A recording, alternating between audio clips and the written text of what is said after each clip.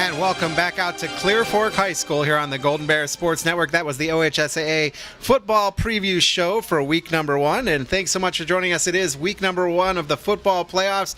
Week 11 for these Bryan Golden Bears as they are here at Clear Fork. 10-0 Clear Fork against 7-3 Bryan Golden Bears. Good evening, everybody, and welcome all along the Golden Bears Sports Network. You're listening live now on bryansports.com. WQCT will join us about 6:45 as they have the Michigan game on right now. But Bryan finished the season with a good win over Evergreen, the 4-6 Evergreen Vikings. Bears picked up a win 41-7, and with the loss by Napoleon, helped catapult into the Region 14 Division 4 playoffs, and here they will face the Clear Fork Colts. Not going to be an easy task for for Bryan against Clear Fork. The closest game that Clear Fork played was 2 weeks ago against Pleasant, as they won 16-14 in a driving rain against the 8-2 Pleasant, but they have won everything all season long. They defeated Fredericktown 63-0, Bellevue 40-12, Jonathan Alder 49-10, North Union 42-14, Buckeye Valley they shut them out 44-zip, River Valley 48-6, Galleon 69-35, Ontario 54-14, Pleasant 16-14, and Marion Harding 48-14. They are 10-0 and they are ranked number 1 in Region 14. Clear Fork, an interesting team. They're going to play 2 quarterbacks tonight, a 2-quarterback system, as we're going to see Jared Schaefer and also Brennan South. Schaefer will probably start the game tonight, but Brennan South will finish or play some. And, of course, Trevon Trammell is going to be their big running back. He's got over 1,000 yards rushing this year, and somebody that's going to be very tough. So this is not going to be an easy task for the Bryan Golden Bears. Our own Thad Goff talked with Coach Redhead, and we'll talk to him after this on the Golden Bears Sports Network. They say there is strength in numbers. In Bryan, we have always taken pride in supporting our Golden Bears student athletes in all of their sporting endeavors. The Bryan Athletic Boosters now have a chance for you to get into the game. If you're Bryan proud, it's time to become Bryan strong. Whether you were a BHS athlete, are raising a BHS athlete, or just love supporting our Bryan High School athlete, this is your chance to be part of the BHS sporting community. Talk to any board member today on how easy it is to join, or contact us at 419-636-4536. One thing that hasn't changed here at Bryan Ford Lincoln is our commitment to service. It's in everything we do. It's in our mission statement. Our goal is simple: customers for life. Kick back in our newly renovated service lounge or business center. We pick up and deliver throughout the local area at no charge. So the next time you need service on your Ford or competitive make vehicle, come out and see us at Bryan Ford Lincoln and see why we've earned Ford Motor Company's President's Award 7 times running.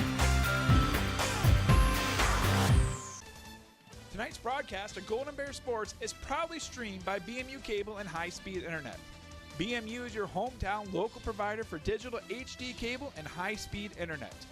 Call BMU today at 419-633-6100 or visit us on the web at cityofbryan.net. Go Bears from all of us at BMU.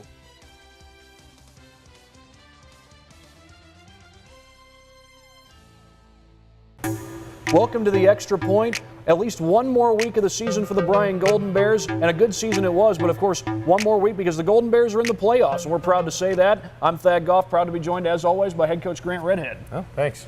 It's my pleasure. Well, Coach, obviously, like I said, we can now say that the Bryan Golden Bears are in the playoffs, but of course, there was one part that you could control last week, and that was the game against Evergreen, and you were able to get the win and put together a pretty good performance, it seemed. Yeah, game plan was good, and we've got a good team this year, and went out. We threw for 355 yards. Nate had a great night. Didn't really get the run game going like we wanted to, but you can't have it all. Defense played well. The only touchdown they got was on a busted play where our guy was tackling their running back, and one of their tight end came in and knocked him off, and guys had thought he was going to be down, so they let up, and Van Wert was fast enough. He got in the end zone. Yeah, speaking of that, that was probably the one moment where it looked like Evergreen might get back into the game. It was a 64-yard touchdown run by Hunter Van Wert. But after that, your team responded pretty well and didn't allow a single touchdown after that. Yeah, the defense played really, really well. We were proud of them. Kept it in their territory. We even got our first score came off of a punt block that the kid couldn't even get it off. He couldn't even take it. He just had to go down because we were on top of him. So special teams and defense did a good job. And, of course, you mentioned the night that Nate Miller had. He had a 337-yard passing night, which was a season high for him, throwing 4 touchdown passes as well, no pun intended. But what did you think of his night? He was very, very cerebral, very smart. Took what they gave him, didn't try and just take off running every time. He let the plays develop. He trusted his line. When he did scramble, he did it smart, didn't take the hits. So he's starting to grow up a little bit. And, of course, the next game, first round of the playoffs, it's against Clear Fork, a team down in Belleville. They're undefeated so far, #1 seed in your region. Obviously, imagine this is going to be a big challenge. About how much of a challenge are you expecting? Well, when you get in the playoffs, everybody's good. You know, you don't sneak in if you're not. I don't know how tough the league is they play in. I've been making some calls trying to gauge the talent, but I think we're going to be all right. As we watch film, yes, they have a few players that are outstanding, but they got some guys that aren't so good either. So, it balances out. We're just going to go worry about us and play our game, and, I think we'll be fine, and it should be a good football game. And, of course, your front seven has been a big strong point for you guys this year, especially that front line. You've been able to get pressure on the quarterback and also stop the run. How much are you going to need your front line to be on their game on Saturday night? Well, we need our interior defensive tackles to play well. They've got a couple big guys, and Matt Harold and Titus Rohr should have a good night rushing the quarterback. They throw quite a bit. Both their quarterbacks have thrown for 1,000 yards, so that's pretty good. And they got a running back that ran for over 1,000. So, we got to step it up defensively. Yeah, I think it's pretty consistent that they've used 2 quarterbacks throughout the season, if I'm not mistaken. Also, like a lot of the teams you've faced, you mentioned their running game. They've got a pretty good running back. They like to run it consistently. Is it going to be a different style of run game than what you've seen, or is it maybe a little bit similar to what you've seen? Oh, it's different than PH and Liberty. They're a spread team like we are, and their running back, he gets big, wide open runs. He's not the pounder like we've seen and that we've had trouble with. He's a guy that, if he gets loose, he can go 65 yards just like the kid we played Friday, but he's not as physical, and he's a big play guy, so we can handle that. We don't know how close the game's going to be, but it does help that your guys have been battle-tested this year. You had games against Fairview, Wauseon, and Archbold that came down to the wire, and you were able to win those games. How much does it help that your team has been able to show some resilience during the course of the season? Oh, it's huge. We played a tough schedule, and our 3 losses, they're all playoff teams, and we beat a playoff team, and Archbold almost made it in, and so it's. I think we've definitely played a tougher schedule from what I see and looking on paper, and I think that'll pay off and help us out a little bit. So the Golden Bears get 1 more week left in their season with the playoffs coming up. Will they play a second week in the playoffs? Well, we'll have to wait and see. But, Coach, in the meantime, thanks for joining me. Thank you. It's pretty obvious that there is a huge inventory of trailers at Jason Deach Trailer Sales in Edgerton. But what you can't see is how many parts they have available.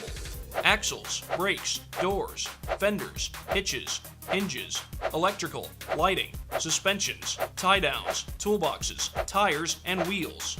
If it's a part you need for your trailer, you can get it online or in person at Jason Deach Trailer Sales on the east side of Edgerton.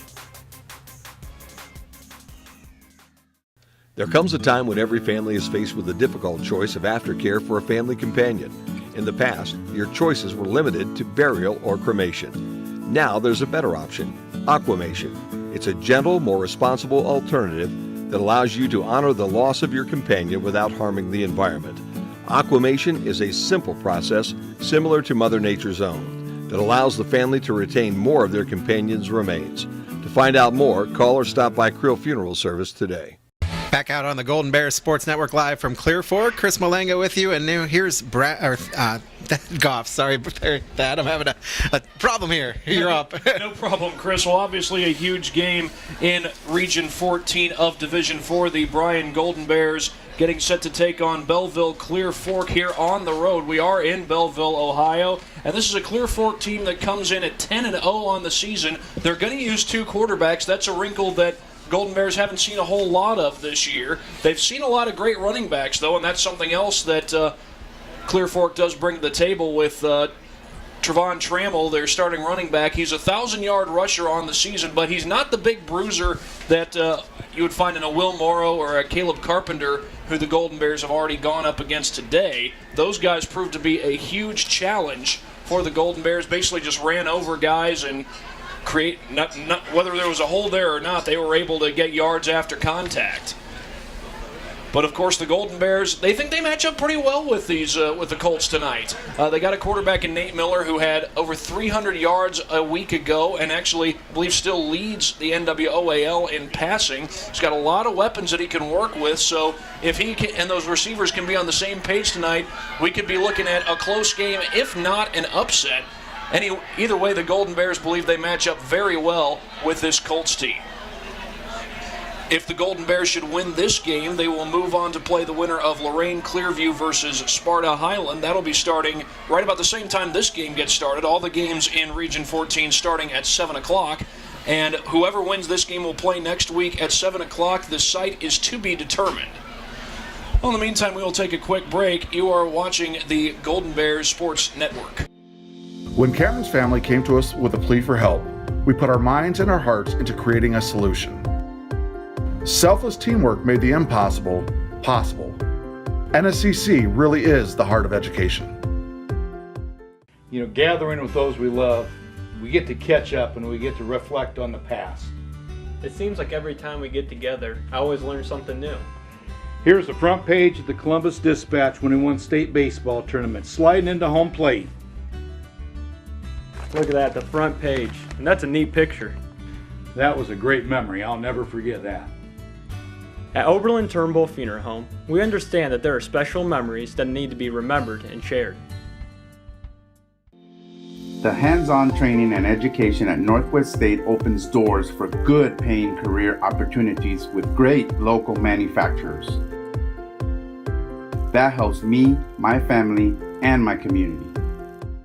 And welcome back, everybody, to this edition of Bryan High School Playoff Football here on the Golden Bears Sports Network. I'm Thad Goff alongside Brandon Fisher.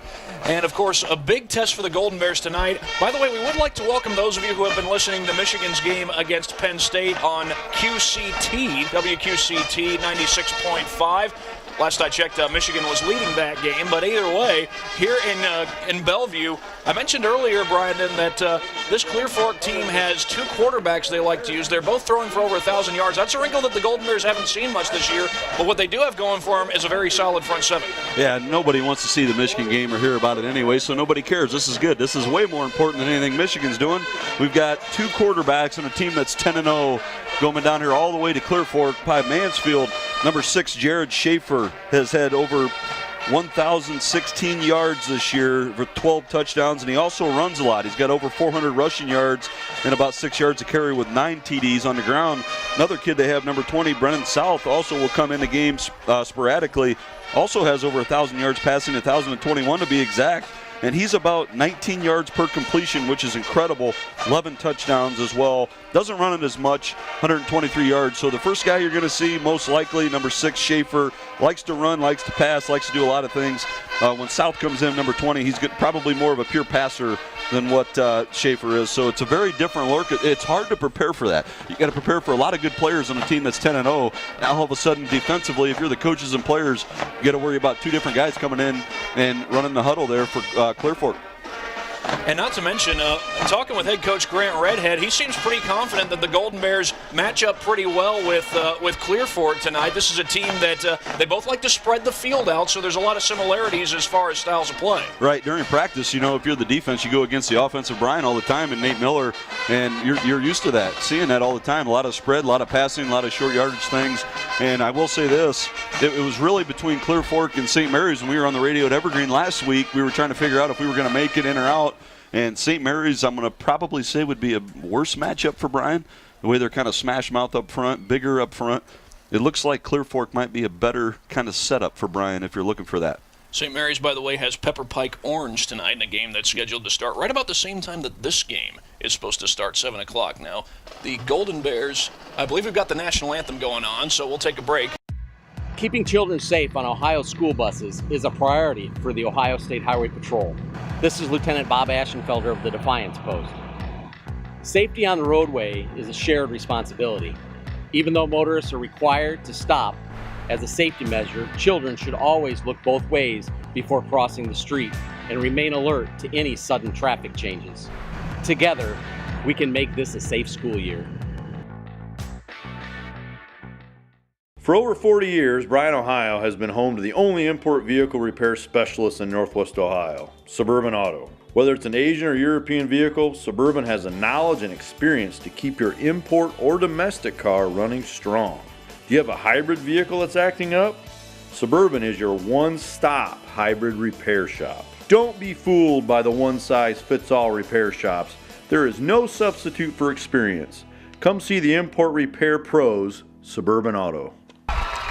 That, of course, was our national anthem as we are just about ready to get things started here at Clear Fork High School in Belleville, Ohio. In fact, speaking of national anthem and patriotism, the Golden Bears wearing red, white, and blue logos on their helmets. It's still the Golden Bear paw, but it's in the colors of the American flag. If you didn't know that, you may not catch that watching the game, kind of far away.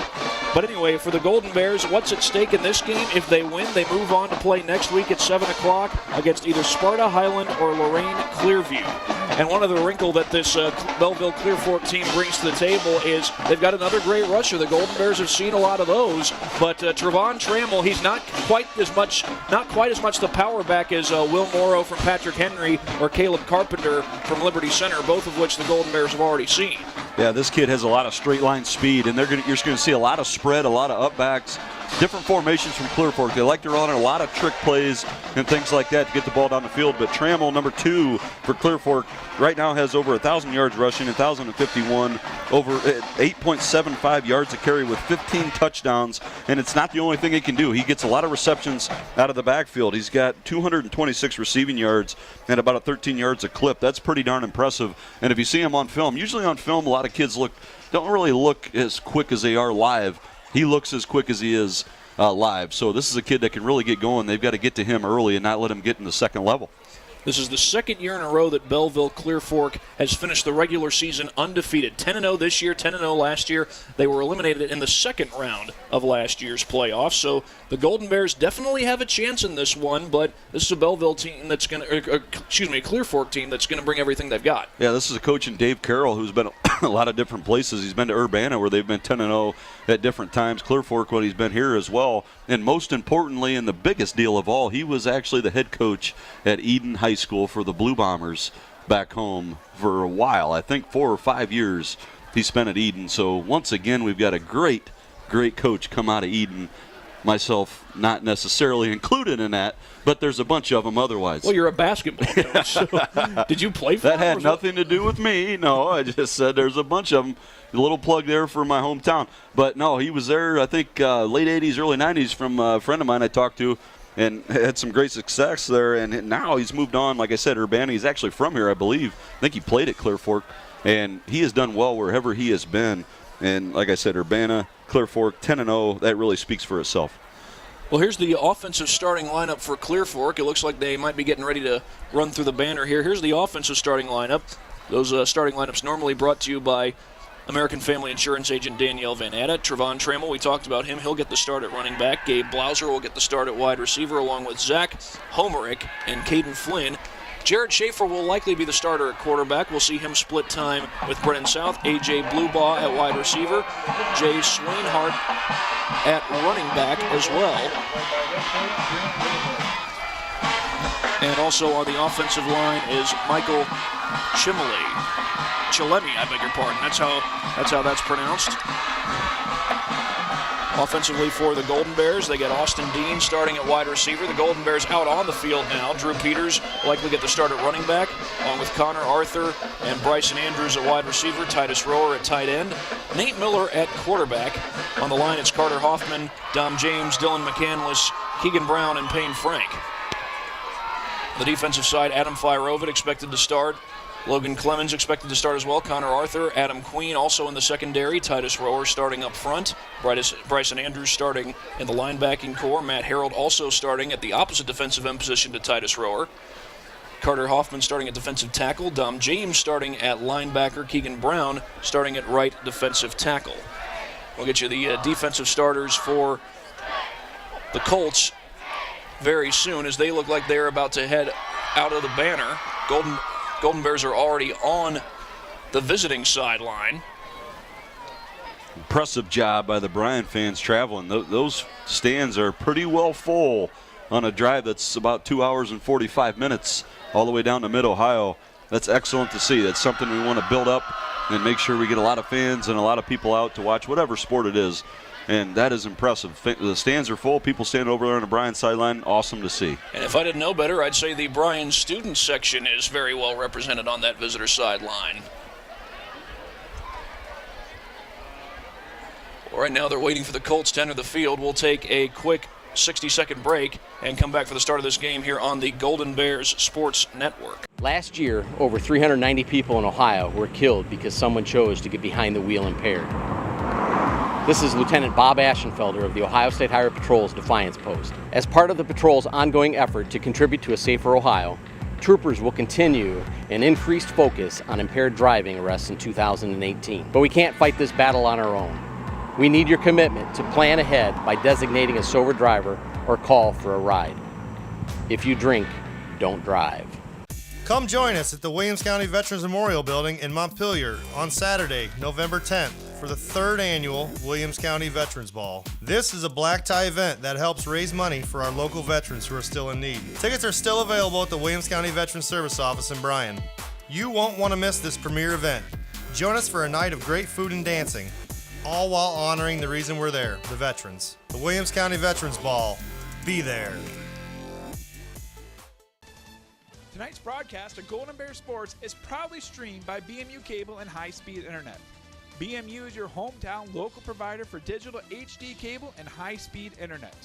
Call BMU today at 419-633-6100 or visit us on the web at cityofbryan.net. Go Bears from all of us at BMU.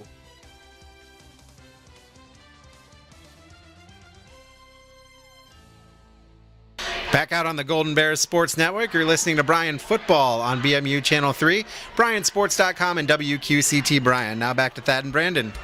Chris, thank you very much. Thad Goff, Brandon Fisher here in the booth as the Bryan Golden Bears are about to take on the Clear Fork Colts. And here come the Colts, ready to run through the banner. The banner, by the way, says it's bear hunting season. That's what they're thinking here in Colt country.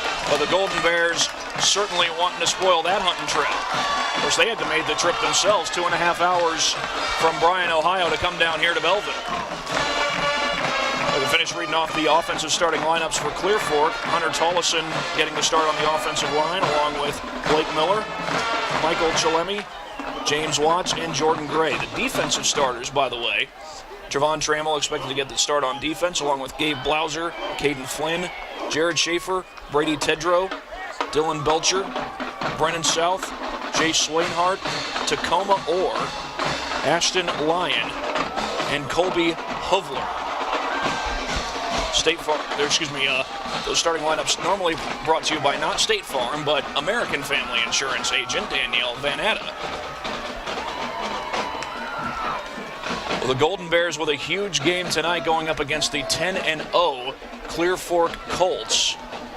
I believe the last time the Golden Bears were in the postseason was 5 years ago, if I'm not mistaken. I believe Kevin Klein was the head coach.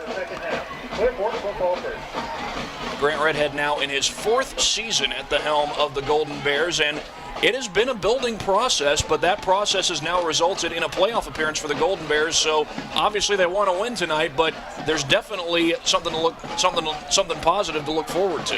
Yeah, there is, and you got a lot of kids that are seniors on this team that have really put in a lot to the program, and not just this program, every program in the school, a lot of different sports. So that stuff breeds success. Every sport does well, and it's going well right now for them.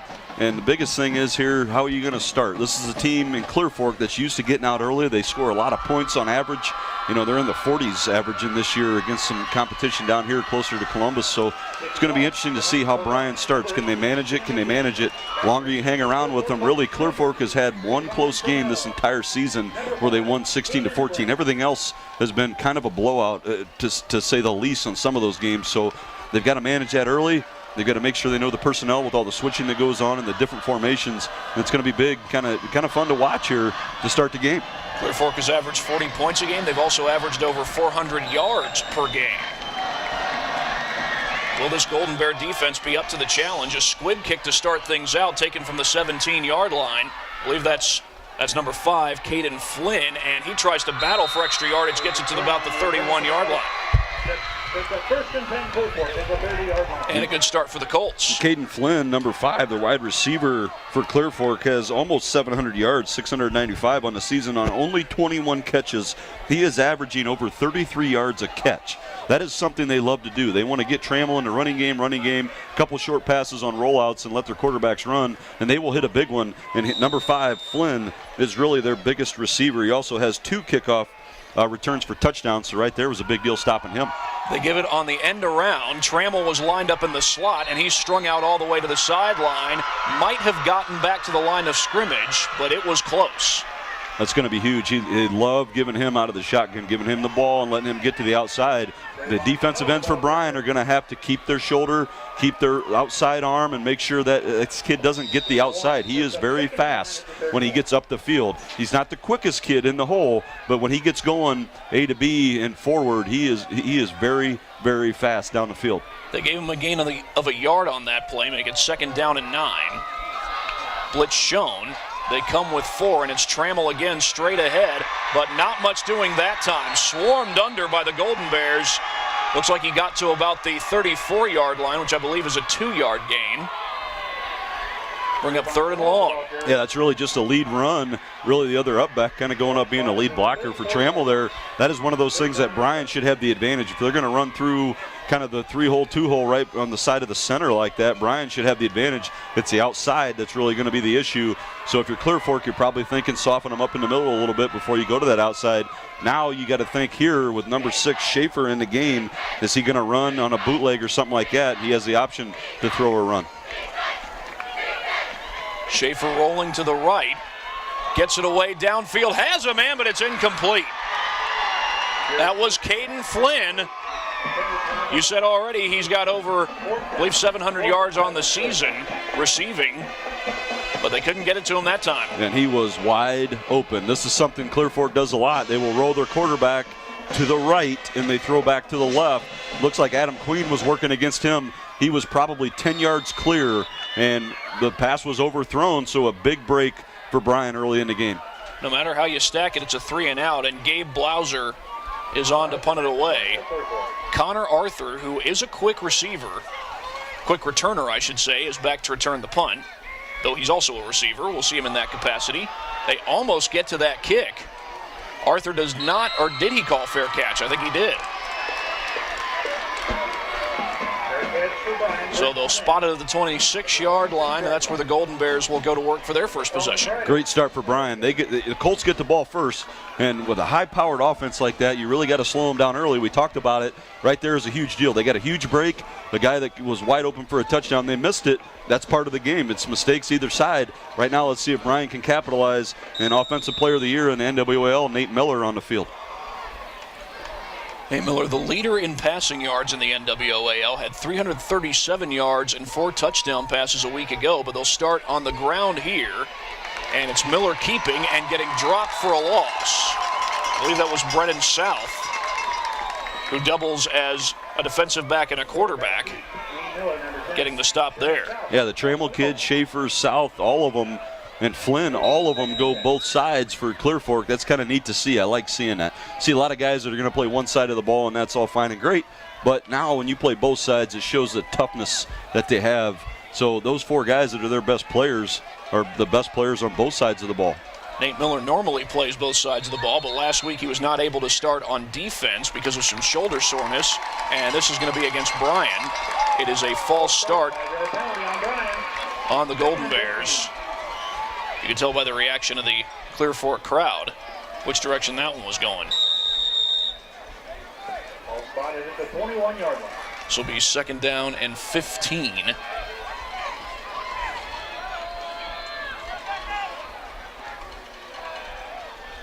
Blitz shown by the Colts. And Miller looks to throw a little quick hitter incomplete.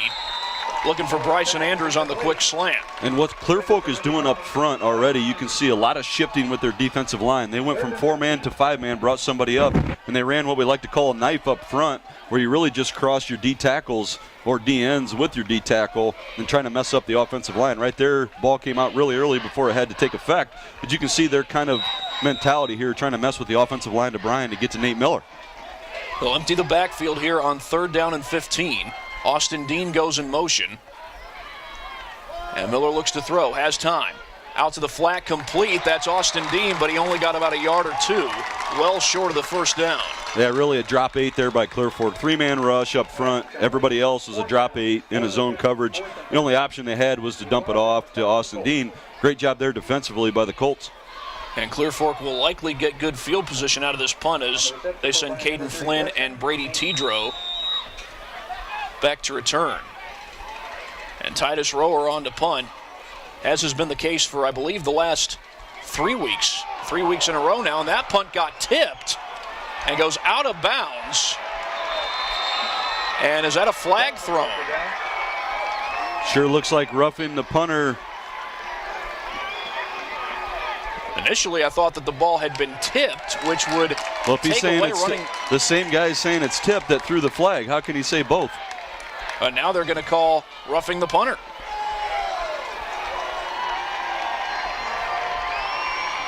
So that is a huge break for the Golden Bears. And it is roughing. It's not running into.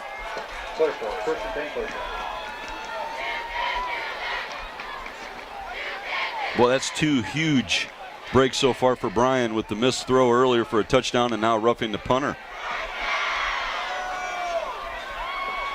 So they'll continue the drive from the 37-yard line. And we'll see if the Golden Bears can take advantage of the Clear Fork foul.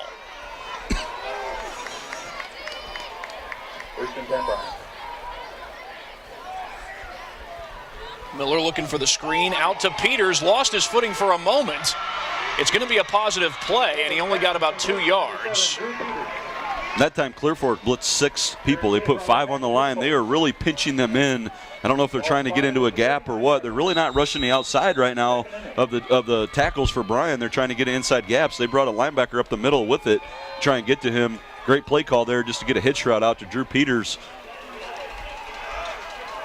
Drew Peters, if I'm not mistaken, missed a lot of time last year, but it's been a key component for the Golden Bears this year in the running game as well as the passing game. He'll get it on the ground here, but that goes for nothing. A little generous spot there. They spotted at the 40-yard line, which would be a gain of a yard. Yeah, and Drew Peters ended up honorable mention in NWAL, and this is something for Bryan you really got to try and get going. Nate Miller is the leading rusher for Bryan by about 300 and some yards, which is incredible when you think about that, when you factor in sacks and stuff like that. So they've got to find a way to maybe get some rushing yards out of Drew Peters here tonight to try and get a win. Peters the lone back as Miller looks to throw on 3rd down. Across the middle, incomplete. And that was Fire Ovid, who was the intended receiver. Looked like he had it right in his hands with Brady Tidrow defending. Boy, that was tough. Jared Schaefer, number 6 for Clear Fork, had that go right through his hands as well. Or both of them did, really, for Clear Fork. That could have easily been picked off. Luckily, that went through both of them. So it could have been a completion for either team on that. It was just really a slant route, and Clear Fork is doing a nice job of taking the underneath stuff away. They are not really giving away the inside slant, which is a staple of Bryan's offense. Bryan, by the way, has the advantage in total yards, but it's only a 5-3 advantage. Taken from the 25. It's very early in the ball game, though. Good open field tackle, and I believe that was Matt Harold. I thought it was number 50. Well, it's playoff time. You know, everybody's in on punt return and the punt and everything. Get your best players out there.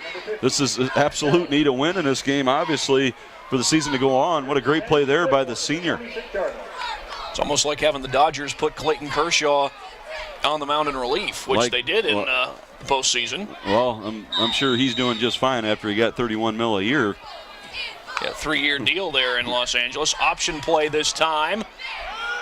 Well played by the Golden Bears, but a good move by Trammell Wow. Just enough to get positive yardage, I think. That was a great play. Bryson Andrews kept his outside shoulder, didn't let that play develop to the outside. But what a great move by Trevin Trammell. Spin move. We got a flag down on the field. They call targeting on a run play? I sure hope not. How is there targeting on a running play? That's not a defenseless. Oh, my goodness. Targeting penalty on Bryan. Personal foul. And, first and 10 clear for it. At the 43-yard. Okay. I don't know how that's targeting. I understand on a receiver going over the middle or something. They just called that on a running back who was running and put his head down. What are you supposed to do? Golden Bears will blitz here, and Brennan South takes a shot downfield. It's incomplete. The closest person to where that ball was thrown was Connor Arthur. And I'll tell you what, Connor Arthur's not the guy you want to go at. He has had a phenomenal season. He was voted first team in the league as a defensive back, and I don't know if that really tells the story for this guy who's a junior. His speed has really increased, his size has increased, and he has not been burnt from what I can remember in a long, long time. He was clearly behind that play. Great job there by number 13 for the Bears. Second down and 10. And it's a quarterback keeper by South, and he is dropped. There were a bunch of people in on that tackle. I think Matt Harold again. And this time they're pulling their right guard over to the left side of the offense. Fake to the running back and Trammell, who's so dangerous. And number 20, the quarterback, Brennan South, who has been an okay rusher, not a big deal like his buddy Jared Schaefer is at quarterback. Just really had nowhere to go. Great play there by Matt Harold. And it looked like the pulling guard there and the fake in the running back didn't really fool anybody for Bryan. Harold had 13 and a half sacks this season, if I'm not mistaken, including a 7-sack performance in the game against Fairview. That's a school record. South flushed out of the pocket. Chased. There's Harold chasing him. Flag down. The pass is caught. That's Caden Flynn downfield who makes the catch, but we'll wait on the penalty. It's coming back. Holding on Clear Fork.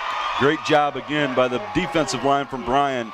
They sent 5 guys on a little bit of a blitz and got in there just enough to force that call. Good job there by the defensive line to make sure he couldn't get outside the pocket easily. So it's going to bring up 3rd down and 20. So far, neither team has had a positive play of any more than 2 yards, I don't believe. Right, and that's such a huge deal right there. If you get a stop now, the field position is such a big deal. Not only did you stop that first down, but now when it's 3rd and 500 like it is, you get a quick stop. You can get the ball maybe at your 35-40. Double reverse, and Flynn gets away from the first tackle, still on his feet, but not anymore. Another good play by Matt Harold. He didn't make the tackle. The guy slipped his tackle, but on a double reverse, he stayed there, stayed home, didn't leave his spot, and kept his shoulder and slowed him down big time to make sure one of his buddies could come in and actually make the tackle. And now it's 4th and a country mile. Good news for Connor Arthur as a punt returner. It was Alex Potvin who eventually did make the tackle. Potvin's having a really good season in his own right. Right, leading tackler for Bryan. And great worker on the field. You can tell he was also first team in the league at linebacker. Blauser to punt it away. Fair catch signaled by Arthur, which he makes at the 32-yard line. Well, their punter is impressive so far. That's 2 punts so far, and it is a spiraling high kick where Connor Arthur really can't catch it and get any movement. I don't think we've seen a punter like this all season. Sounds kind of, incidental or a trivial thing to mention, but right now with nobody moving the ball, that punter can be a big deal. He's had to call fair catch twice so far in this game. That's so annoying as a punt returner, too. I remember doing that. Man, you want to get it and run and just go right down the sideline, and that's just bothers you. Which might explain what Ty Montgomery did in the Packers game against the LA Rams this past Sunday. Toss to the outside. It's Peters. And it's a positive gain, but he was gang tackled by the Colts. Yeah, that was a different look by Bryan. That was actually Bryson Andrews who got the pitch. He does not get a lot of runs, especially pitches. Put him in the slot with kind of a double tight formation there, 2 receivers on each side close to the line. He came across in motion and got the pitch on the rush. That was something different. A little bit of a wrinkle there from the coaches from Bryan. I think it's 2nd and 7. That was the longest play from scrimmage for Bryan. Went for 3 yards. Of course, I believe the Longest play from scrimmage for Clear Fork has been 3 yards. Miller looking to throw. Throws a dart, but it's incomplete. Caden Flynn with the breakup. They were looking for Titus Rohr. Yeah, it looks like right now Clear Fork is running man on Bryson Andrews. He went in motion. One of the best things you can do as an offense, if you want to see what coverage the other team is in, put somebody in motion and see if they follow you. That time they are following Andrews, the leading receiver for Bryan, right across the formation. And I'm probably going to guess the coaches are going to tell Titus right now, you got to hunker down a little bit. That was a slant route and stop. He's got to hunker down and use his big body to make sure that guy doesn't come over the top and knock the ball away like that. Bryson Andrews will shift into the backfield with Peters. Miller fakes the handoff. Now he'll keep it, but there is no room to work with. Yeah, Bryan goes trips on the right side, and really right there you go 21 personnel, 2 backs, 1 tight end, trying to get it over to Titus Rohr, who was supposed to be blocking. They ran a fold. They brought Dom James as a guard around the tackle to try and get a kick-out block. It didn't work. Great play by number 76 for Clear Fork on that. It's Trayvon Trammell who was in on the tackle, along with James Watts. And Titus Rohr are able to punt it away. Taken from the 31-yard line, broken tackle, but the second tackle is not broken. Dom James in on that tackle for the Golden Bears. Little help as well from Tom Snyder. Alex Potvin, Noah Tressler also in on that. Special teams has been really good so far for Bryan, and you could probably say the same for Clear Fork. Right now, looks pretty evenly matched. You expect that in the playoffs. Good teams are playing good teams. Right now, aside from the penalties, been a pretty darn well-played game. Nobody's picked up a first down so far today, unless, of course, you count the roughing the kicker foul against Clear Fork. Quarterback keeper here is Schaefer hurdling and picking up a quality gain. Got about 6 on that play out to the 39-yard line. And like we said, Clear Fork likes to play Russian roulette here with their quarterbacks. Now they've got Jared Schaefer back in. This is a kid that can throw it over 1,000 yards passing, but he also has 400 yards rushing in the season coming in, and that is pretty darn impressive. 9 touchdowns on the ground and 6 yards of carry, so you have to really pay attention more to number 6 when he comes into the game as far as his running ability. Colts will empty the backfield here on 2nd and 4. Fake the handoff. Schaefer rolling out, getting flushed, and he will appear to have the first down. He's chased down out of bounds by Noah Tressler. And it looks like he's got it. Yeah, that's a great job. That's so frustrating as a defense. Great job on the backside from the defensive backs, taking away both routes. A little bit of a mesh route on a cross route there from Clear Fork. They covered it great. Nowhere to go. Couldn't get a rush. And his running ability again shows up. He gets 5 yards for the first down. So far, I believe we've only seen 1 carry from Trayvon Trammell. They'll set up the screen, and there's Trammell on the outside. Look out! Down the sideline, first down and more, and he went out of bounds around the 30-yard line. There is a flag on the field right where he got to the outside. And it's coming back. It's holding against the Colts. Great play by Bryson Andrews. That will not show up in the stat line. He didn't make the tackle. Nothing's going to show up. He fought and fought and fought around that block to get to the outside and made that referee call that holding. That is a huge, huge deal, because sometimes if you just go up straight up, they're not going to call it right there. You keep fighting, you might get that call. Great job, Bryson Andrews. It's going to be 2nd down and 18. Yeah, it is 2nd down, I believe. Nope. Going to keep it at 1st. Mark it off from the spot of the foul. It's the 2nd holding penalty that's been called against Clear Fork. And they both have been huge. I mean, there might be a 50-yard difference in what's going on because of those 2. Blitz by the Bears. Pressure. They get it away, and that's picked off. And I believe that was Matt Harold inside the 25-yard line. Let's see who it is. That is Keegan Brown. Number 60 for the Golden Bears, a defensive tackle. That ball was tipped. Looked like a midline screen. Clear Fork was trying to run. They let everybody rush. Keegan Brown and a couple other Golden Bears stayed back. They recognized it. Ball was tipped in the air and picked off. Huge play all the way down to the 21-yard line of Clear Fork now. What a difference a couple of holding penalties could make. You could be looking at first down for the Colts in Golden Baron territory. Instead, the Bears force a turnover. And now they're in Clear Fork territory. Here's Miller to throw. Looking to take a shot downfield. He pumps. Now does take a shot. One-on-one. I think he caught it. Nope, he didn't. Nate Miller's pass is incomplete. Trying to get it to, I believe, Fire-Ovid. That was in the end zone, and he threw that to Bryson Andrews, and he actually caught the ball going out of bounds. It was late. He had a pump fake, didn't like it, ran out and on a kind of a bootleg to get out of the pocket and threw that. Was caught, but it looked like both feet probably landed out of bounds on that play. It'll be second down and 10 with just over 4 minutes to go in the first quarter.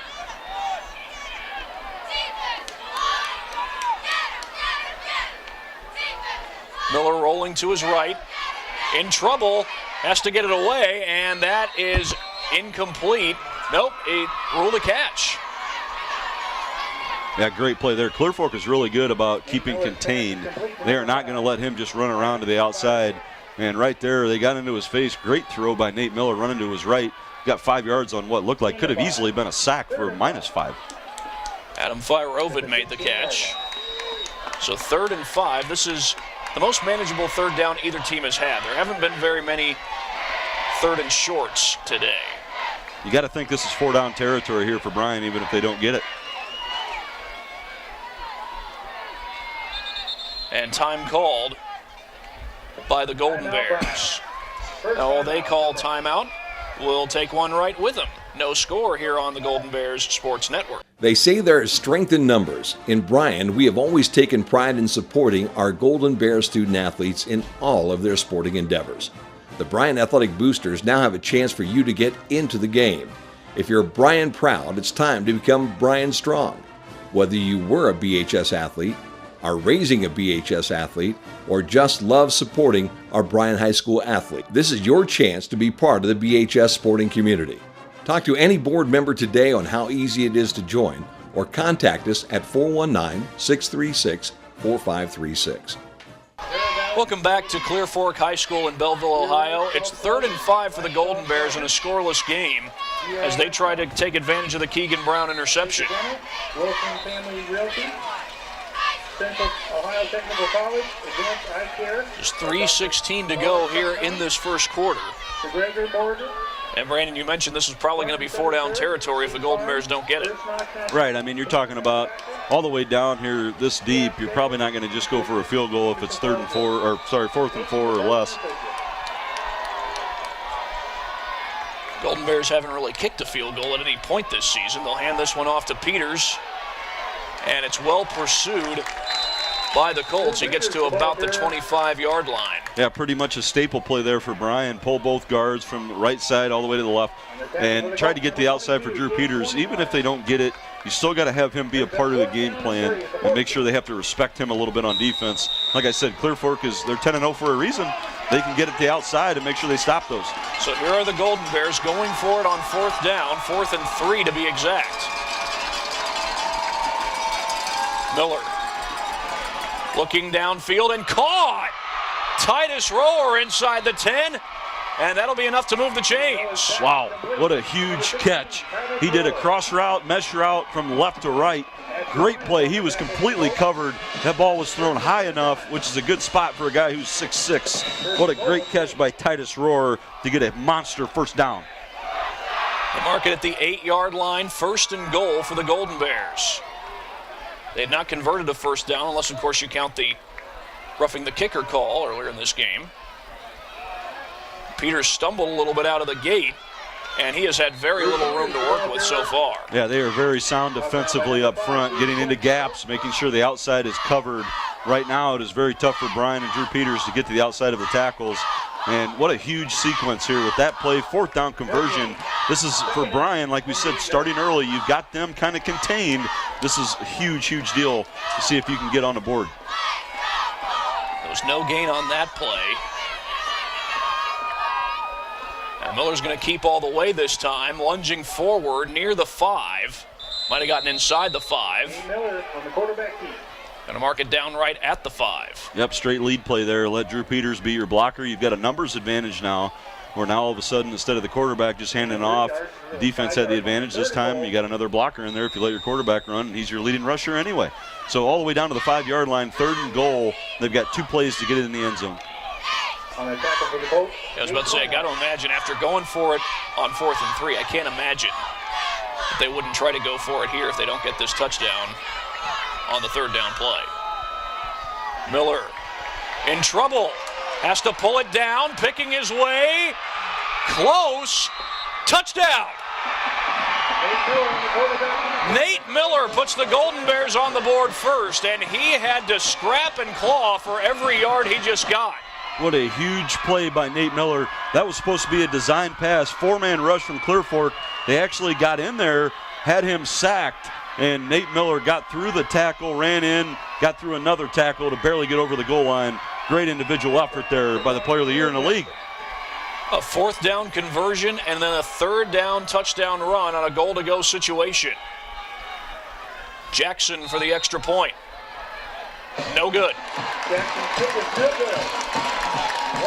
Well, I mean, I know it's hard to kick in chilly weather, but every extra point matters in the postseason. Yeah, it really does. You don't know if that can come back and get you later in the game, but positive side for Bryan. All of a sudden, you get that conversion on 4th down. Titus Rohr, what a great catch on a guy that's got over 400 yards receiving this year, 2nd team in the league. That was a monster play, maybe the biggest play he's made all year outside of the big touchdown at Archibald.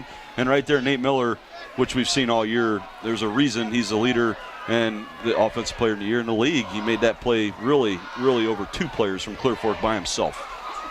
It was a game-winning touchdown and a drive that elapsed 19 seconds off the game clock.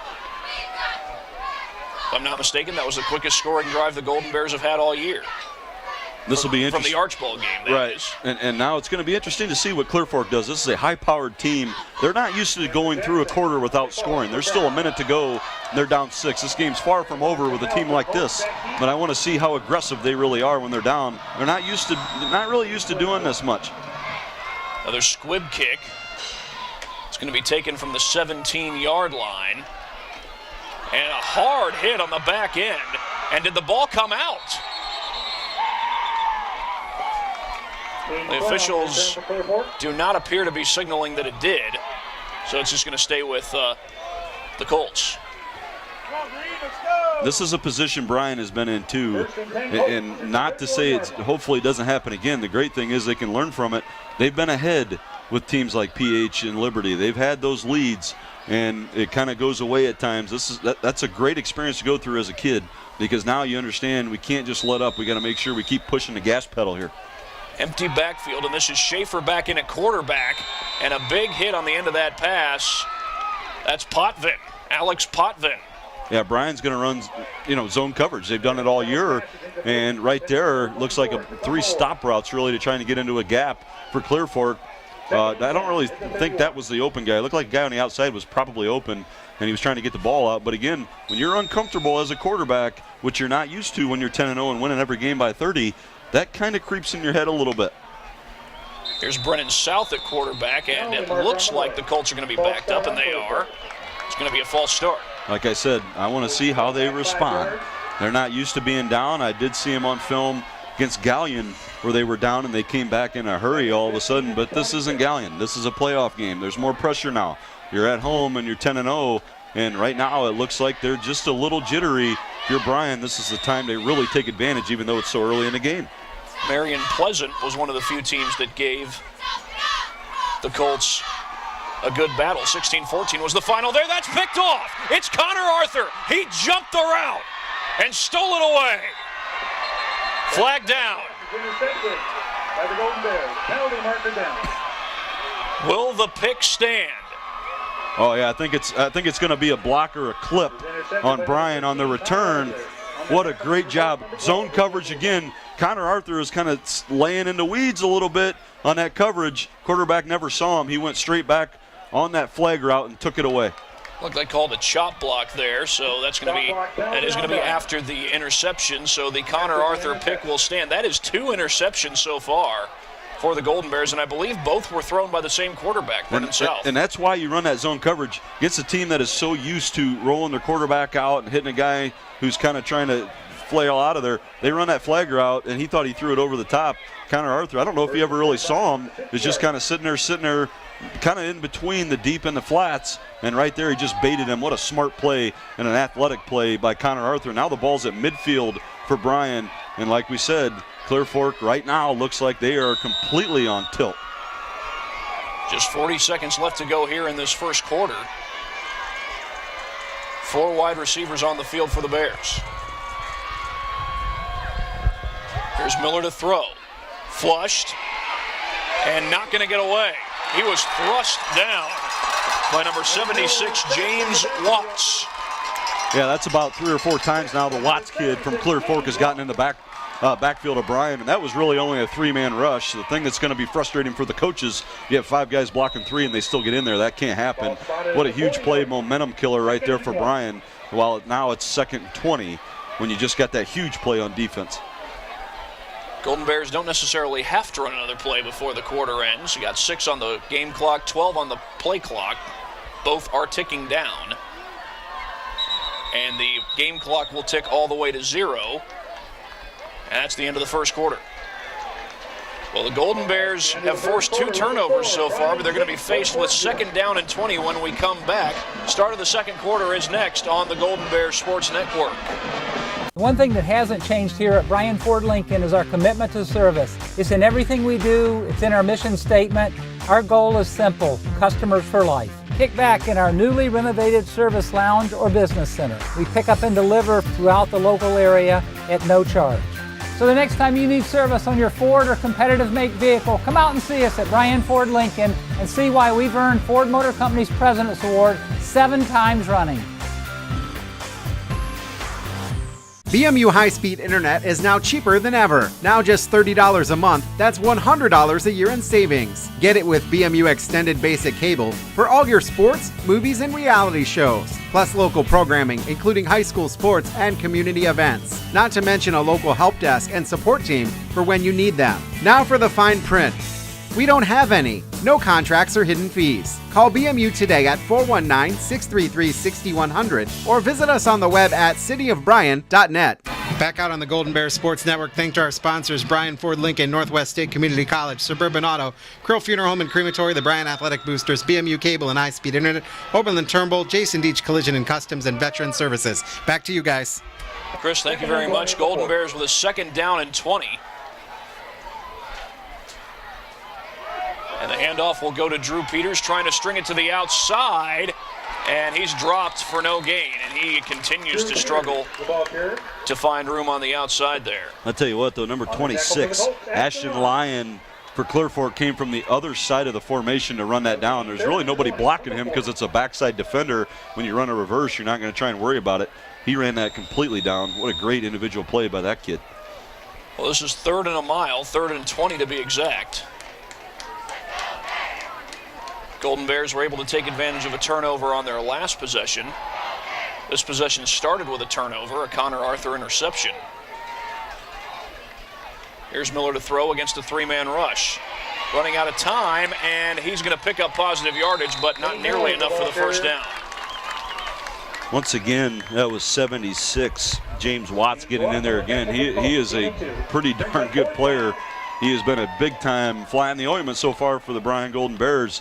But talk about the first quarter. We talked about getting out to an early start. That's such a big deal with a team that's 10-0. That's really not been tested outside of maybe 1 and maybe 1.5 games this year.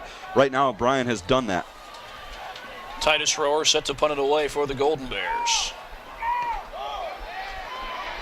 And a good punt taken from the 19-yard line. And Flynn spun down, and now he will go down.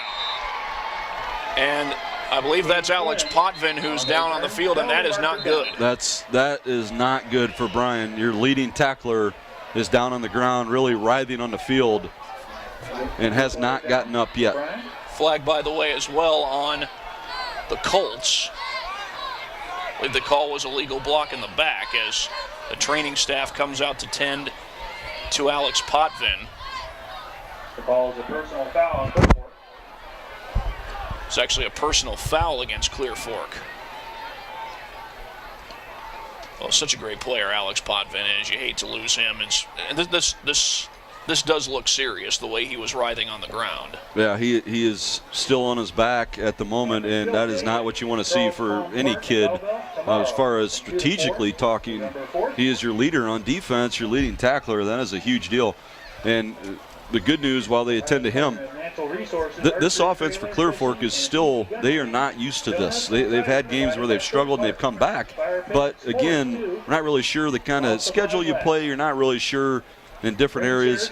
And now they are completely pushed back. The field position has been won by Bryan so far in this game. And again, they are all the way back, it looks like, to the 6 or 7 yard line.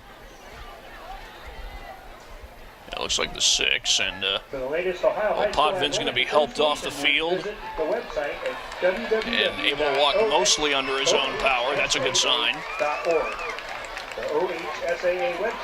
Doesn't seem to be hobbling a whole lot, so hopefully this isn't as serious as it first looked. You wonder who comes in now. I haven't seen anybody else come in. Looks like Isaiah Hale, I believe, number 23, is going to be the replacement. So what a big spot for him, and a couple of his teammates tapping him on the helmet, making sure he's ready to go. That's awesome to see. Well, this is great field position for the Golden Bear defense as they drop back into a zone coverage. There's Adam Queen drop back, and the handoff will go to Trayvon Trammell as he leaps over the pile and picks up a couple. Might have gotten about 2. Yeah, it looked like Dom James was sent there as a linebacker on a blitz, and I think Keegan Brown really went low there.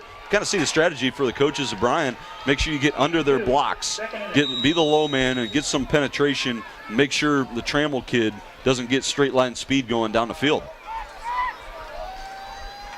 I believe that's Schaefer back in at quarterback, and the handoff will go to Trammell. He's got the first down, a quick burst. And remember, this is a guy who rushed for over 1,000 yards in the regular season. This is exactly what we're talking about. He's almost 9 yards a carry. He really doesn't have a whole lot of carries, but 15 touchdowns.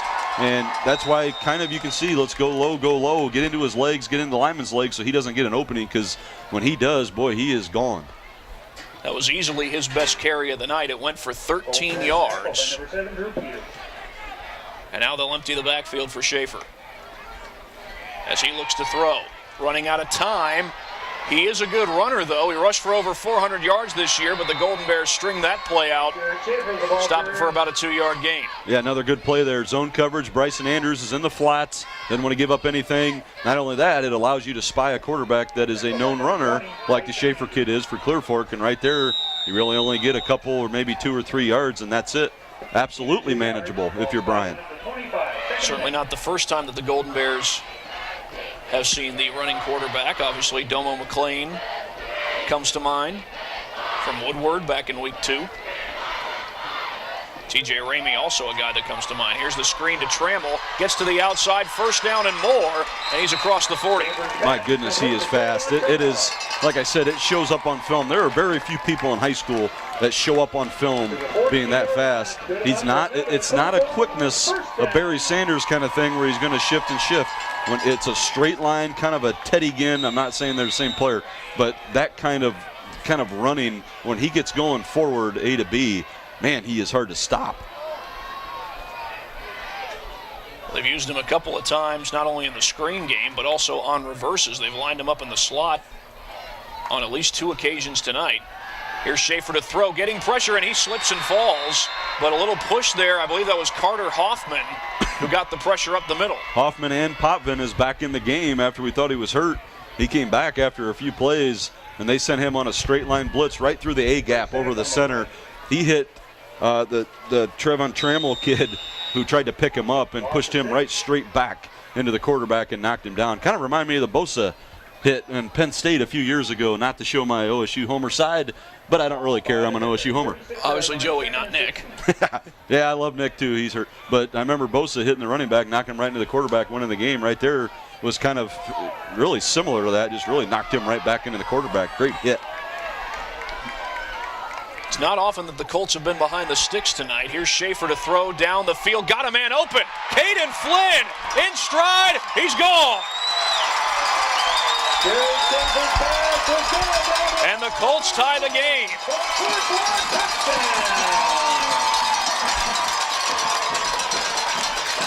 And they look to take the lead on the extra point. That is the kid, number 5, Caden Flynn, that we've been talking about, really their big play guy, coming into the game, 33 yards per catch, which is incredible, and only 21 catches on the season. They've kind of bottled him up in that zone coverage right there. Was a deep slant, got about 10, 11 yards down the field and went down the middle, really went right through in that kind of cover 3 zone there between the corner and the safety, and he was gone. They set up in sort of a swinging gate formation to start out, but now they're going to kick the extra point. It's not going to be anything fancy here unless the Colts fake this.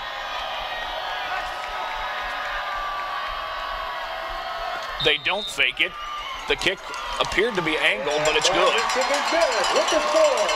Didn't angle it much, and now the Colts have a 7-0 lead over the Golden Bears.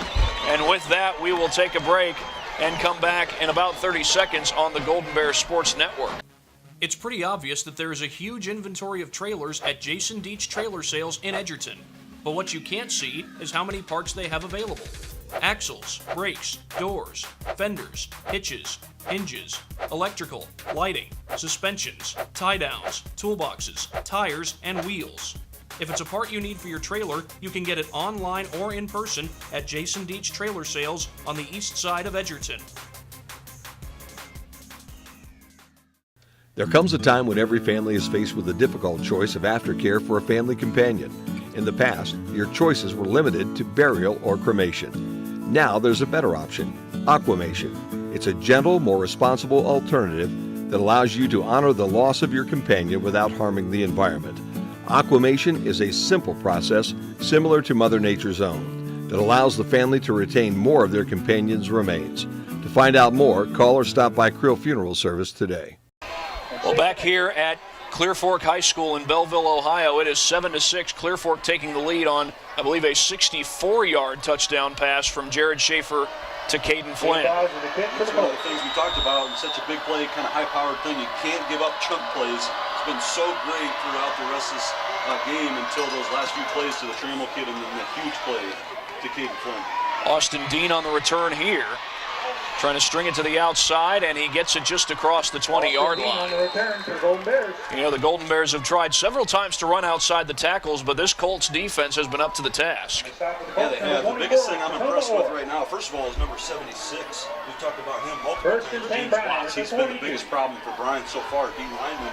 But other than that, they are fundamental on the outside gaps. They're not giving up a lot of things for Drew Peters. I really like what the coaches are doing for Bryan, though. They're trying to get Peters involved. He hasn't got a lot of touches lately, especially in the second half of the season. Nate Miller's gotten more rushing attempts than anybody, so that could pay off down the road. 3 down linemen for Clear Fork. And Miller will set up the screen and a little shovel pass, and I believe that's Dom James on the receiving end, and a flag comes down. That is something that we saw last week. They ran against Evergreen, the tunnel screen, and kind of just a little bit of a pitch to go back outside again. And you can see the difference between last week playing Evergreen, nothing against them, but a team like this who is much more disciplined and 10-0, that they don't give that up. And not only that, it seems to be a block in the back or a clip on Bryan. It's going to move it back more. It was actually holding on the Golden Bears. I knew it was one of them. I was close. Just give me some time. I'll get there. It's going to be first and looks like 15.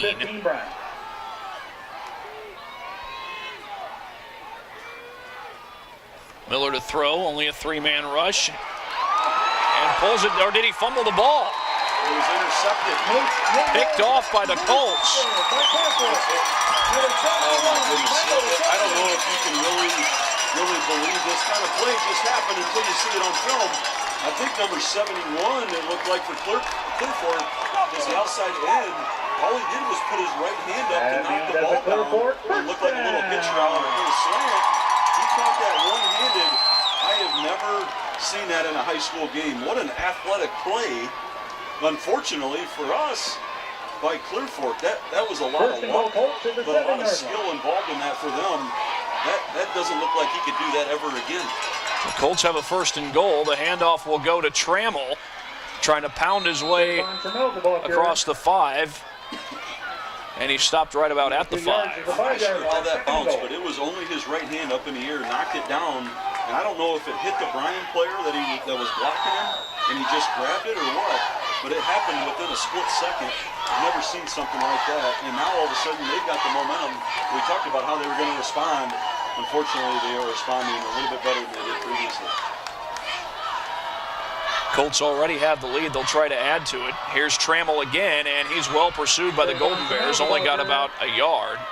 Great play by Don James. Came right through the A gap there over the center, and they sent him again. That's about the third or fourth time the coaches have sent him on a blitz over the middle. He came right in there, broke down, and made a tackle on a great athlete. Great job there defensively by Don James. And you got to believe that this is 2-down territory, or 4-down territory, I should say. Yeah, I would think so. I mean, their extra point it counted, but it was also kind of a Charlie Brown kick straight in the air. Here's Brennan South to throw to the end zone. Incomplete. He was going for Flynn. Adam Queen with the coverage, and good coverage it was. Yeah, good job there. When you get down toward the end zone, you really can't give up inside. That's really a lot of leverage you don't want to give up, especially when the Flynn kid just went down the field on a slant. Right there, got to the inside, took it away. Great play by Adam Queen. And now you got a third down. What a huge play if you're going to get up in the faces of the receivers here to take away easy routes for them. And no surprise, the Colts are going for it. Brennan South still in at quarterback.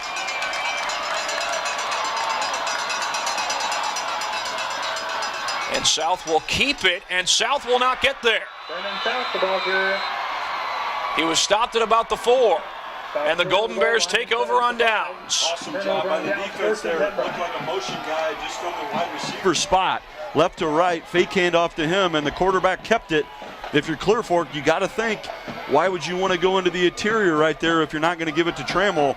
Not really sure. It hasn't worked much for him tonight at all in the first half. Great job by the defense after a crazy, just odd turnover. Looked like all the momentum's going to Clear Fork. Great stop there by the defense. Now the ball's at their own 4-yard line. First and 10, Bryan at the 4-yard line.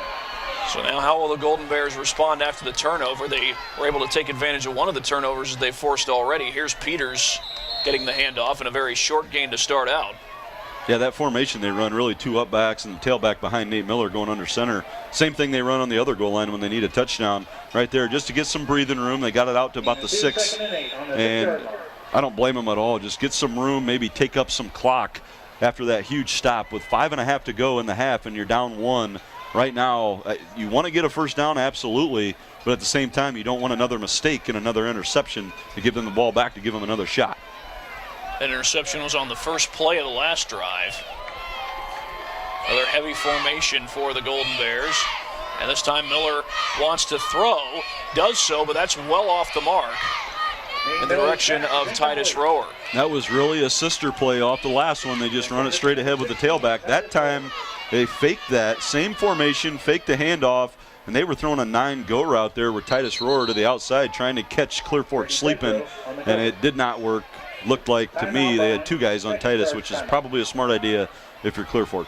Golden Bears will call timeout, and while they take the timeout, we'll keep it here, and the Golden Bears trailing just by 1. Of course, that stop in a goal-to-go situation obviously was huge, but now the question is, what do the Golden Bears do in response to that? Yeah, right now you're just thinking about, to be honest with you, get the ball out of there and don't give up great field position. Field position has really gone Bryan's way the entire game until you had that turnover, that interception on that play right there. Luckily, and not so luckily if you're talking about defensive line, they made a big-time stop to make sure they didn't get back on the board again.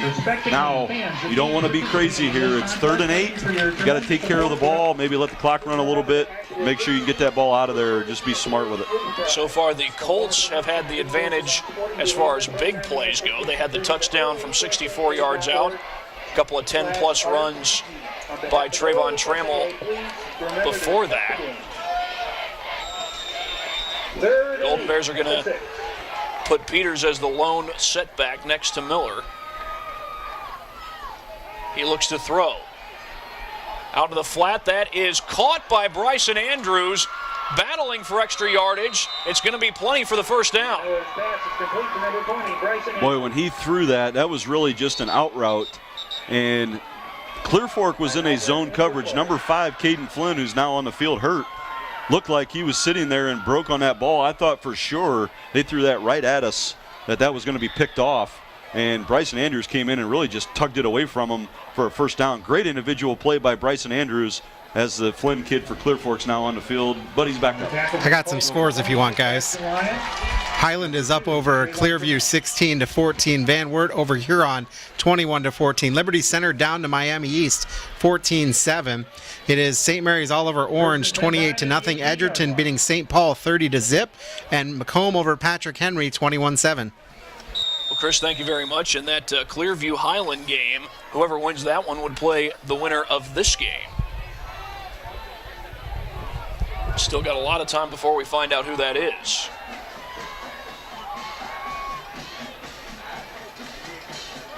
And the handoff will go to Bryson Andrews on a bit of an end around as he tries to get to the outside, but there's been very little room to run outside the tackles for the Golden Bears. Yeah, that was actually Nate Miller kept that. That was a fake handoff going right, really like a student body. A couple guys pulled, and Nate kept it there. Kind of a play there where you show on film, you do the opposite.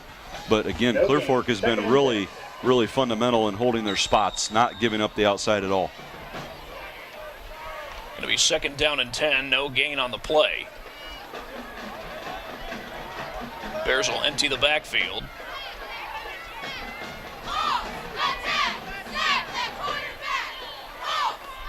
And here's Miller against a 4-man rush.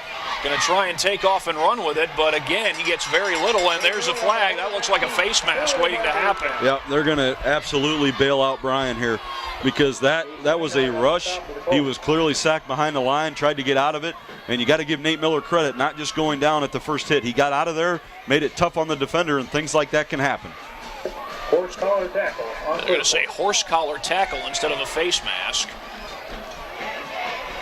But that's going to be an automatic 1st down for the Golden Bears. If you're Clear Fork, I bet they're just a little stunned right now. I know they have the lead 7-6, I understand, but they're not used to this kind of tight game.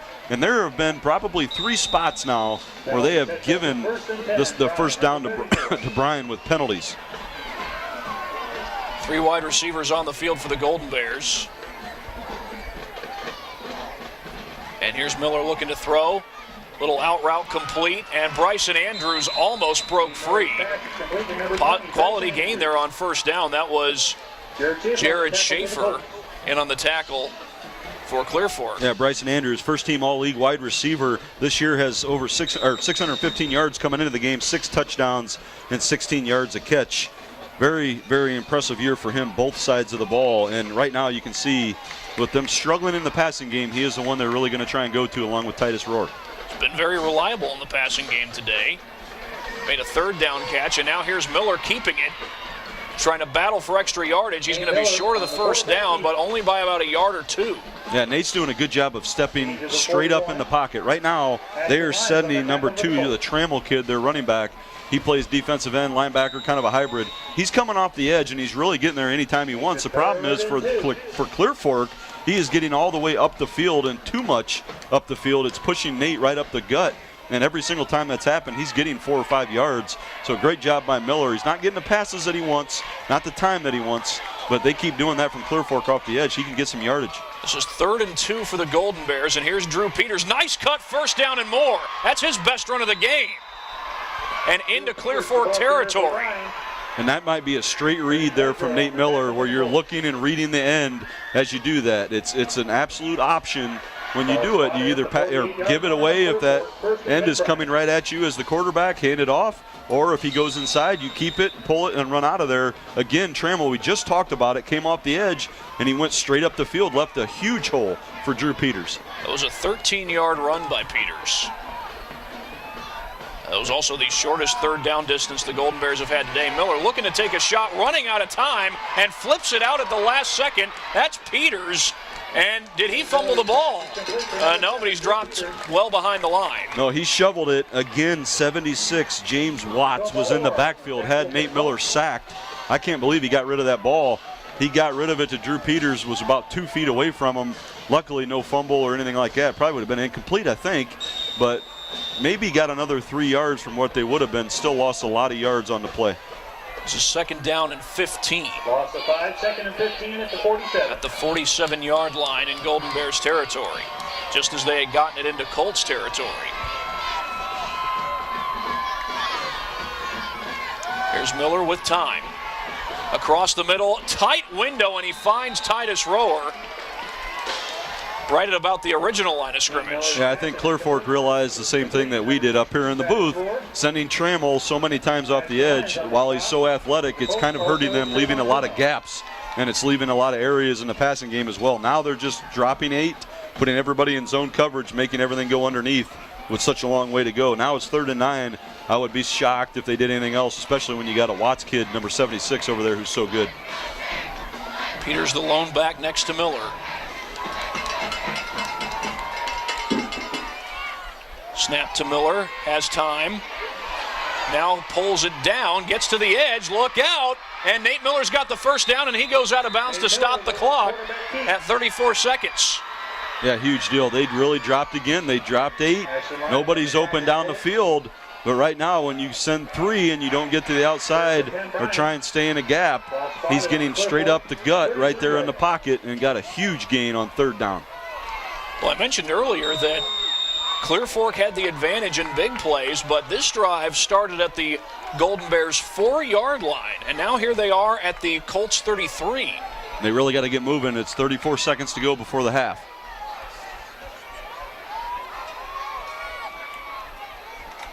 And whistles will blow this one dead. It's a false start against the Golden Bears. See, now here's my problem. Are they going to fix the clock? Because it was 34 seconds before that. That should have never had any time off the clock because it's a dead ball foul. It would have false start, and now it's at 32 seconds. And that seems like no big deal to everybody, and I guarantee nobody's talking about it. But right now, 32 seconds, and you're trying to get in here for a score before the half. They have not fixed it on the clock. That's something mechanically that you have to fix if you're a ref. So here's Miller to throw, going for the one-on-one matchup, and it is caught inside the 10-yard line, and I believe that was Titus Rower. Yep, number 16, the big 6'6" tight end. It was. That was a one-on-one go route. Really, the ball just kind of hung and floated, and it was not up the field. It was way behind. The defensive back had his back to the quarterback, didn't see anything. Titus Rower came back to the ball and caught it. Great adjustment to the ball by Titus. They got to call timeout here. The clock was down to, looks like it's at 16 right now. And timeout, Bryan. That's the third and final timeout for the Golden Bears, and here they are in a goal-to-go situation with a chance to take the lead. You wonder what you do here with no timeouts. It's tough to risk doing any sort of run play here or tunnel screen like they like to do. And 16 seconds to go, you really got 2 plays if that's the case. I think you got to take your shot in the end zone and let Nate Miller kind of do his thing here. You cannot take a sack if you're the quarterback. Throw it out of bounds, throw it through the end zone, throw it halfway from here to wherever you got to throw it, halfway to here to Columbus, whatever. Just make sure you do not take a sack. But I think if you're the coaches, you got to let Nate kind of have the ball in his hands here, and because risking a run is a big deal with no timeouts. And remember, the Bears get the ball to start the second half, guys. Thanks, Chris. And only touchdown of the game for the Golden Bears was on a run play, but like you said, Brandon, a run play here would eat a lot of time off the clock. You'd have to hurry up and spike it.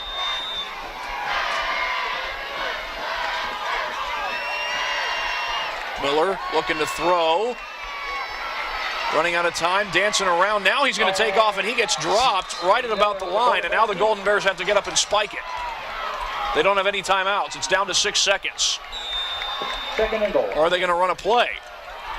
They are going to run a play. They get the snap off, and here's Miller keeping again, and he does not get in. And that's how the first half comes to an end. Golden Bears were driving to take the lead, but the drive stalls, and they trail by 1. That is something I guarantee Coach Redhead is not going to be happy about, because the management of that, as far as like we talked about, you have got to get rid of the ball. You have to know for a fact that you're going to run into that end zone in that situation, because they went all the way up the line. And then with 5 seconds, you really don't have time to spike it out of the shotgun. And now you take that and you try and run and you get tackled at the 5. Boy, that's a tough way for Bryan to end the half. They do get the ball in the second half. That's a huge deal, but man, that was a golden opportunity, no pun intended, for the Golden Bears. Well, here we are at halftime with the Golden Bears trailing 7-6. Close game against the top team in their region, but we will be back with the halftime report after these messages on the Golden Bears Sports Network. When Cameron's family came to us with a plea for help, we put our minds and our hearts into creating a solution. Selfless teamwork made the impossible possible. NSCC really is the heart of education. You know, gathering with those we love, we get to catch up and we get to reflect on the past. It seems like every time we get together, I always learn something new. Here's the front page of the Columbus Dispatch when he won state baseball tournament, sliding into home plate. Look at that, the front page. And that's a neat picture. That was a great memory. I'll never forget that. At Oberlin Turnbull Funeral Home, we understand that there are special memories that need to be remembered and shared. The hands-on training and education at Northwest State opens doors for good paying career opportunities with great local manufacturers. That helps me, my family, and my community. Back on the Golden Bears Sports Network, 7-6. Clear Fork leads this at halftime. You're on BMU Channel 3, BryanSports.com, and Q96.5 WQCT Bryan. Here's the Bryan Marching Band. Feel this moment.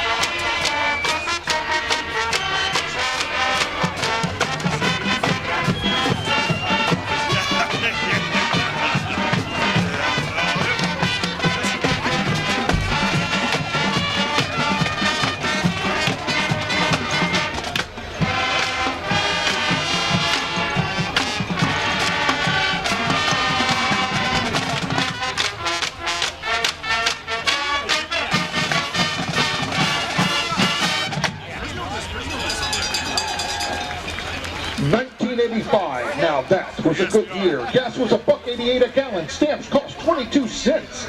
Live Aid concerts were being held to raise money for Africa, and Michael Jordan was named Rookie of the Year. Amongst all this, a little Norwegian synth-pop band was debuting their album, Hunting High and Low. It took 2 versions and 3 releases for it to chart in the UK, and a groundbreaking video on MTV for it to happen in the US. If you were listening earlier, you already know how the Bryan Marching Band plans to come full circle. Here is Aha's hit, Take On Me.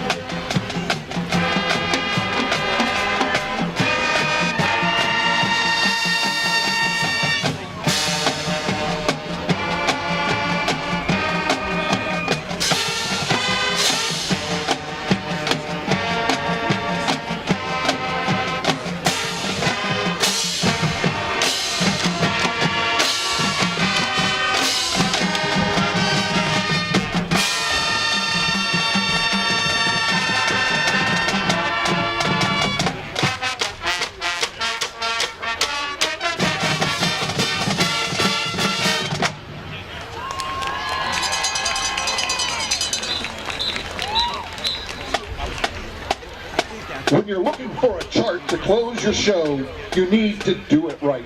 You start with a song that hit the top 10 in 7 countries, is certified double platinum, and is viewed as the most successful song in the history of alternative charts. You use a song described as a heavy rock take on golf rap that features football-style chanting. Then you make sure it's influenced by glam rock, 80s synth, and Marilyn Manson-style electro glam stomp. So come on, as the Bryan Marching Band performs the Muse hit, Uprising.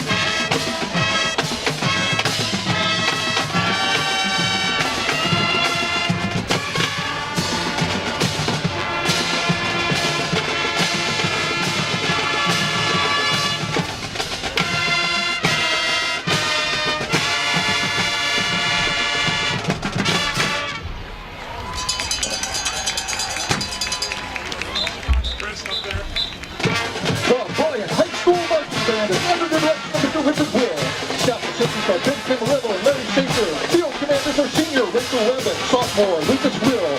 The marching band would like to thank the Colts marching band for their hospitality this evening. They thank everyone for their applause. Wish you a safe drive home and a great evening. Good night and go Bears! Halftime here at Clear Fork. The Bears trail 7-6. Back with the BMU Cable and Internet halftime show after this on the Golden Bears Sports Network. Keeping children safe on Ohio school buses is a priority for the Ohio State Highway Patrol. This is Lieutenant Bob Aschenfelder of the Defiance Post. Safety on the roadway is a shared responsibility. Even though motorists are required to stop as a safety measure, children should always look both ways before crossing the street and remain alert to any sudden traffic changes. Together, we can make this a safe school year. Back out on the Golden Bear Sports Network, it's halftime. Bryan trails Clear Fork 7-6. Let's take a look at some statistics first on first downs. Bryan has 8, 3 by the pass, 3 by the rush, 2 by the penalty. The Colts have 5 by the first down, or 5 first downs, 1 by the pass, 3 by the rush, 1 from penalty. Bryan is 3 of 8 on third down and 1 of 1 on fourth down. Clear Fork, meanwhile, just 0 of 2 on third down. Total yards, it's a low yardage game. Bryan with 106 total yards, Clear Fork with just 114. Each team has 66 yards passing. Bryan has 10 of 16 passing for 66 yards, and Clear Fork 3 of 9 passing for 66 yards. Rushing, Bryan has rushed 40 yards on 18 attempts. Clear Fork 48 yards on 14 attempts. Bryan was penalized 5 times for 50 yards. Clear Fork 6 times for 70 yards. And Bryan turned the ball over once, and Clear Fork has turned the ball over twice. Each of those were interceptions for both teams. Taking a look at passing, Nate Miller at 10 of 16 for 66 yards. His long is 31 yards, and he has 1 interception. Drew Peters, 6 carries for 16 yards. Nate Miller, 11 carries for 21 yards and a touchdown. Bryson Andrews, 1 carry for 3 yards. Receiving, Adam Firewood has caught a ball for 5 yards. Austin Dean, ball for 1 yard. Drew Peters, 2 for -3. Titus Rohr, 3 for 43, a long of 31. Bryson Andrews caught 2 balls for 15 yards, a long of 11. Dom James caught 1 ball for 5 yards. On the other side, Clear Fork Jared Schaefer is 2 of 6 for 66 yards, including a 64-yard and a touchdown. Brandon South just 1 of 3 passing. Earlier on, they told us that South was the better passer, but so far has only thrown the ball 3 times. Rushing, Trevon Trammell has 8 carries for 39 yards and a long of 17. Jared Schaefer, 4 carries, 8 yards. And Brennan South, 1 carry for 1 yard. Trammell caught 1 ball for 2 yards. Caden Flynn, 2 for 64 yards and a touchdown. And that's where it sits with the statistics. Taking a look at the drive summary, Bears got Clear Fork got the ball first. They went 3 and out on their first 2 possessions. The Bears punted as well in their first 2 possessions. Clear Fork then threw an interception. The Bears got the ball back. They on the 21-yard line. They went 7 plays, 21 yards in 2 minutes and 59 seconds. And that was Nate Miller carrying the ball out from 5 yards out. And Chandler Jackson's extra point is no good, making it 6-0. Clear Fork got the ball back and then threw another interception. The Bears couldn't do anything with that one, though, and they had to punt the ball away. And then they put together, Clear Fork, their big touchdown drive. 6 carries, 93 yards, 6 plays, 93 yards, and the scoring play was a 64-yard touchdown from Jared Schaefer to Caden Flynn. Point after was good to make it 7-0. Now the Bears got the ball back after a turnover on downs. Clear Fork on their own. Bears got it on their own 4-yard line. They went 93 yards in 14 plays, but didn't get far enough as they were stopped short of the goal line and did not get a score before the end of the half, and that makes the score 7-6. The Colts over the Golden Bears of Bryan. The Bears do get the ball for the second half, and they will be receiving the halftime kick. Going to take a break, come back with more, including some scores from around the region after this on the Golden Bears Sports Network. For over 40 years, Bryan, Ohio has been home to the only import vehicle repair specialist in Northwest Ohio, Suburban Auto. Whether it's an Asian or European vehicle, Suburban has the knowledge and experience to keep your import or domestic car running strong. Do you have a hybrid vehicle that's acting up? Suburban is your one-stop hybrid repair shop. Don't be fooled by the one-size-fits-all repair shops. There is no substitute for experience. Come see the import repair pros, Suburban Auto. Back out on the Golden Bears Sports Network, Clear Fork leads the Golden Bears 7-6. I'm Chris Malenka here on the Golden Bears Sports Network. Thank you so much for joining us. Let's take a look at first our sponsors bringing you the game tonight. Bryan Ford Lincoln, Northwest State Community College, Suburban Auto, Crow Funeral Home and Crematory, the Bryan Athletic Boosters, BMU Cable and High-Speed Internet, Oberlin Turnbull Funeral Home, Jason Deach Collision and Customs, and Veterans Services of Williams County. Let's take a look at some scores from around the region. Also at halftime, the Highland Fighting Scots down to Clearview 22-16, and that is the team that the winner of this game would play the winner of that game. Again, Highland down to Clearview 22-16. It is Van Wert over Huron 27-14. That is also at the half. At the half, Liberty Center and Miami East are tied at 14 apiece. At the half, St. Mary's all over Orange 42-0. Edgerton spanking St. Paul 36-0 at the half, and Macomb over Patrick Henry 28-7. Going to take another timeout. Come back with more after this on the Golden Bears Sports Network. Last year, over 390 people in Ohio were killed because someone chose to get behind the wheel impaired. This is Lieutenant Bob Ashenfelder of the Ohio State Highway Patrol's Defiance Post. As part of the patrol's ongoing effort to contribute to a safer Ohio, troopers will continue an increased focus on impaired driving arrests in 2018. But we can't fight this battle on our own. We need your commitment to plan ahead by designating a sober driver or call for a ride. If you drink, don't drive. Come join us at the Williams County Veterans Memorial Building in Montpelier on Saturday, November 10th for the 3rd annual Williams County Veterans Ball. This is a black tie event that helps raise money for our local veterans who are still in need. Tickets are still available at the Williams County Veterans Service Office in Bryan. You won't want to miss this premier event. Join us for a night of great food and dancing, all while honoring the reason we're there, the veterans. The Williams County Veterans Ball. Be there. Halftime from Clear Fork here on the Golden Bears Sports Network. Bryan trails 7-6. Here is Brandon and Thad. Chris, thank you very much. 7-6 the score. The Golden Bears are going to get the ball to start out the second half, so that is good news. But they had a chance to get the lead on that last drive, but back-to-back run plays went for nothing. Yeah, we were talking about that, what your option's going to be. They gave it to Nate, see if he wanted to pass it or run it, which is the right call. And unfortunately, twice got stopped behind the line of the goal there. And I think right now we're probably, hopefully that doesn't come into a huge play down the road, but it was definitely a mistake there to end the half where you got to try and bide your time a little bit. Wasn't able to get up and kill the clock with a spike. And that was a huge, huge deal at the end of the half for Clear Fork to get out of that unscathed.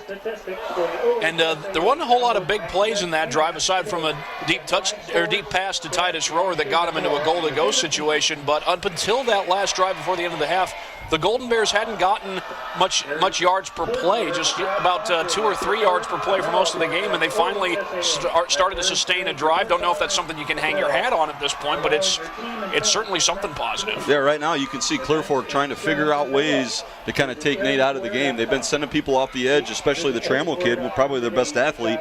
He's coming off the edge, but we said he's getting way too much depth, and it's left some big-time holes, and Bryan was able to gash it, really, with Drew Peters a couple times, got right through there as well. And right now, Nate is doing a great job of stepping up into the pocket and gaining some yards on the rush, even if he doesn't have time to pass it because of that. The biggest problem for Bryan right now, I think, is 76 James Watts. We've said his name a million times tonight already, probably 200 times, and he has gone over and over and over again, whether it's a 3-man rush, whether it's a 5-man rush, whatever it is, he's getting in the backfield. So Bryan is going to have to figure out a way to kind of maybe chop him or come over and have somebody chip him and help to make sure he's not taking over the game defensively for Clear Fork. Well, Trayvon Trammell, he had a couple of good runs on the scoring drive that the Colts had, but other than that, the Golden Bears had done a pretty good job of keeping him from breaking it from any big gains. Yeah, they really did. You can tell, like we talked about, his speed straight line is really impressive. And when he gets a little bit of daylight, just a gap here and there, he goes forward. He's not really a side-to-side guy. He's not somebody who's going to be shifty and break a bunch of tackles, but his straight line speed is really impressive. They just got to stay in front of him, make sure they don't give up big-time chunk plays. If he gets 8 or 9 here and there, that's okay. You can manage that. If he breaks one for 60, then it's a serious problem, kind of like we saw with the Flynn kid getting a huge, huge gain on that touchdown. Well, what's at stake for this game is obviously the winner moves on to the second round of the playoffs. Winner of this game between Bryan and Clear Fork will play the winner of Sparta Highland versus Lorain Clearview. That game is going on as we speak. All 4 games in Division 4 Region 14 starting at 7 p.m. And, of course, the other games going on in Region 14, St. Mary's Memorial taking on Pepper Pike Orange. That's the 2 versus 7 game. And also 3rd-seeded Van Wert taking on 6th-seeded Huron. The Golden Bears almost ready to receive the second half kickoff. And that drive before the half started at the 4-yard line. Even though they couldn't get the ball into the end zone, they were able to sustain a good long drive, something that the Golden Bears had not been able to do up until that point for most of this game. They've also forced 3 turnovers, if you count the turnover on downs, 2 interceptions to go along with that. Right, there's been a lot of swings that really both teams have had to manage here, but you come into this game, I guarantee if you ask 20 people, 15 of them or 18 of them are probably going to say you think it's going to be more like a 30-25 game, or 40-35. 7-6 at halftime is something I guarantee that Bryan would probably take if you told him coming into the game it's going to be 7-6 at halftime. We can manage that. They're a high-powered team. If really Bryan has been better kind of the bigger scoring games, but to be honest with you, I think they're better with a low-scoring game with this kind of matchup and a 10-0 team that's averaging 40-some points. Averaging over 40 points. They've got 2,000-yard passers. They use both of them frequently, Brennan South and Jared Schaefer. And they really are chunk plays. You can see it. Schaefer kid is averaging almost 19 a completion, and South is averaging over 19 a completion, and their leading receiver is averaging 33 yards a catch. Austin really Dean. big. Austin Dean on the return gets out to about the 25-yard line, and not much more than that. So that's where the Golden Bears will start their first possession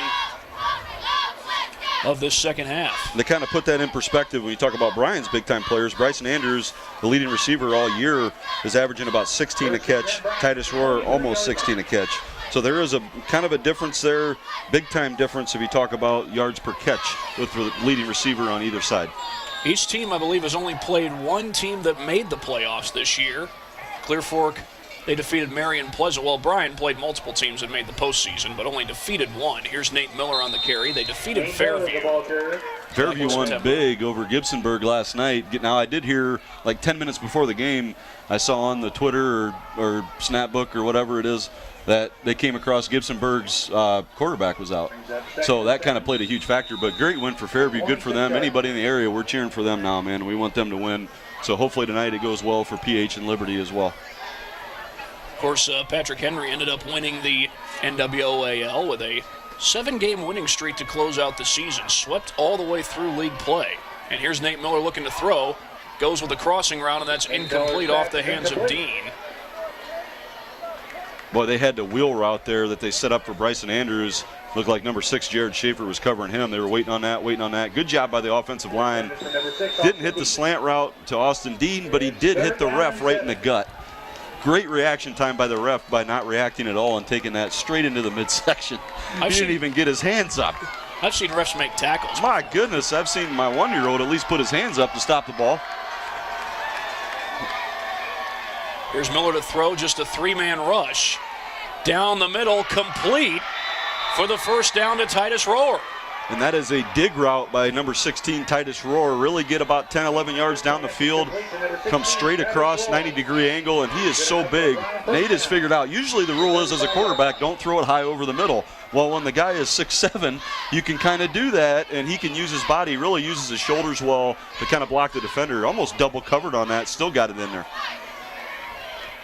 Blitz shown by the Colts, and they will send pressure. Miller looking to run, and there is nothing there for him. He was almost hog-tied like a bull in a rodeo. Yeah, and now all of a sudden you see Trammell not going straight off the edge like they did before. It looks like an adjustment by the Clear Fork coaches. They brought him a little bit on an inside, kind of a knife there, bring him inside. D-tackle go outside of him just to change things up, and it really worked well there. They all got in the backfield on that play. 2nd down and 12.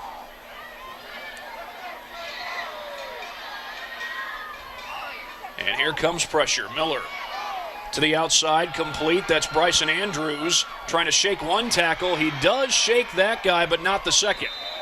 Driven back as he gets to about the 40-yard line, makes it a much more manageable 3rd down. Yeah, he's really the hot route right now. Again, Trammell comes off the edge. Nate sees it. He got it right out on a little bit of a 3-yard out route. And Bryson Andrews breaks the tackle and gets down the field. Straight out or hot route kind of principle there where you get rid of it when you see the blitz. Good job by the coaches of giving that outlet to the quarterback. This is 3rd and 5. And the official said that forward progress was stopped at the 41. Of course he did. Oh, that's movement. Austin Dean was ready to run his route before the ball was snapped. And it looks like, I don't know if this is going to come into play, but I'm watching the defense of Clear Fork. They are more fundamental, and they're in their gaps better than some of the teams we played this year. But a lot of these guys, when we get the ball on the outside to a receiver, they're going for the strip. And right now, I've seen Bryan make miss a couple tackles here and there and get up the field. If Clear Fork keeps doing that, if Bryan can hold onto the ball, you never know. That might break for a big gain later in the game. Goes from 3rd and 5 to 3rd and 10. Only a 3-man rush. Miller pumps. Now taking a shot downfield. One-on-one, incomplete. There's contact, but no flag. Yeah, I think if anything, to be honest, that was probably going to be offensive pass interference if they threw a flag. Connor Arthur really was getting down the field there, and whoever the Clear Fork defender was, not sure who it was, I think it was number 20, Brennan South, one of their quarterbacks. He really ran stride for stride. It tells you how fast he is, because Connor Arthur, one of the fastest kids on the team. But yeah, it looked like maybe a little push off there. Good no call. Really not much to it. Ball was overthrown anyway. On the punt for Bryan, number 16, Titus Rohr. Well, a drive that looked like it might be headed in the right direction stalls. And now Titus Rohr comes on to punt.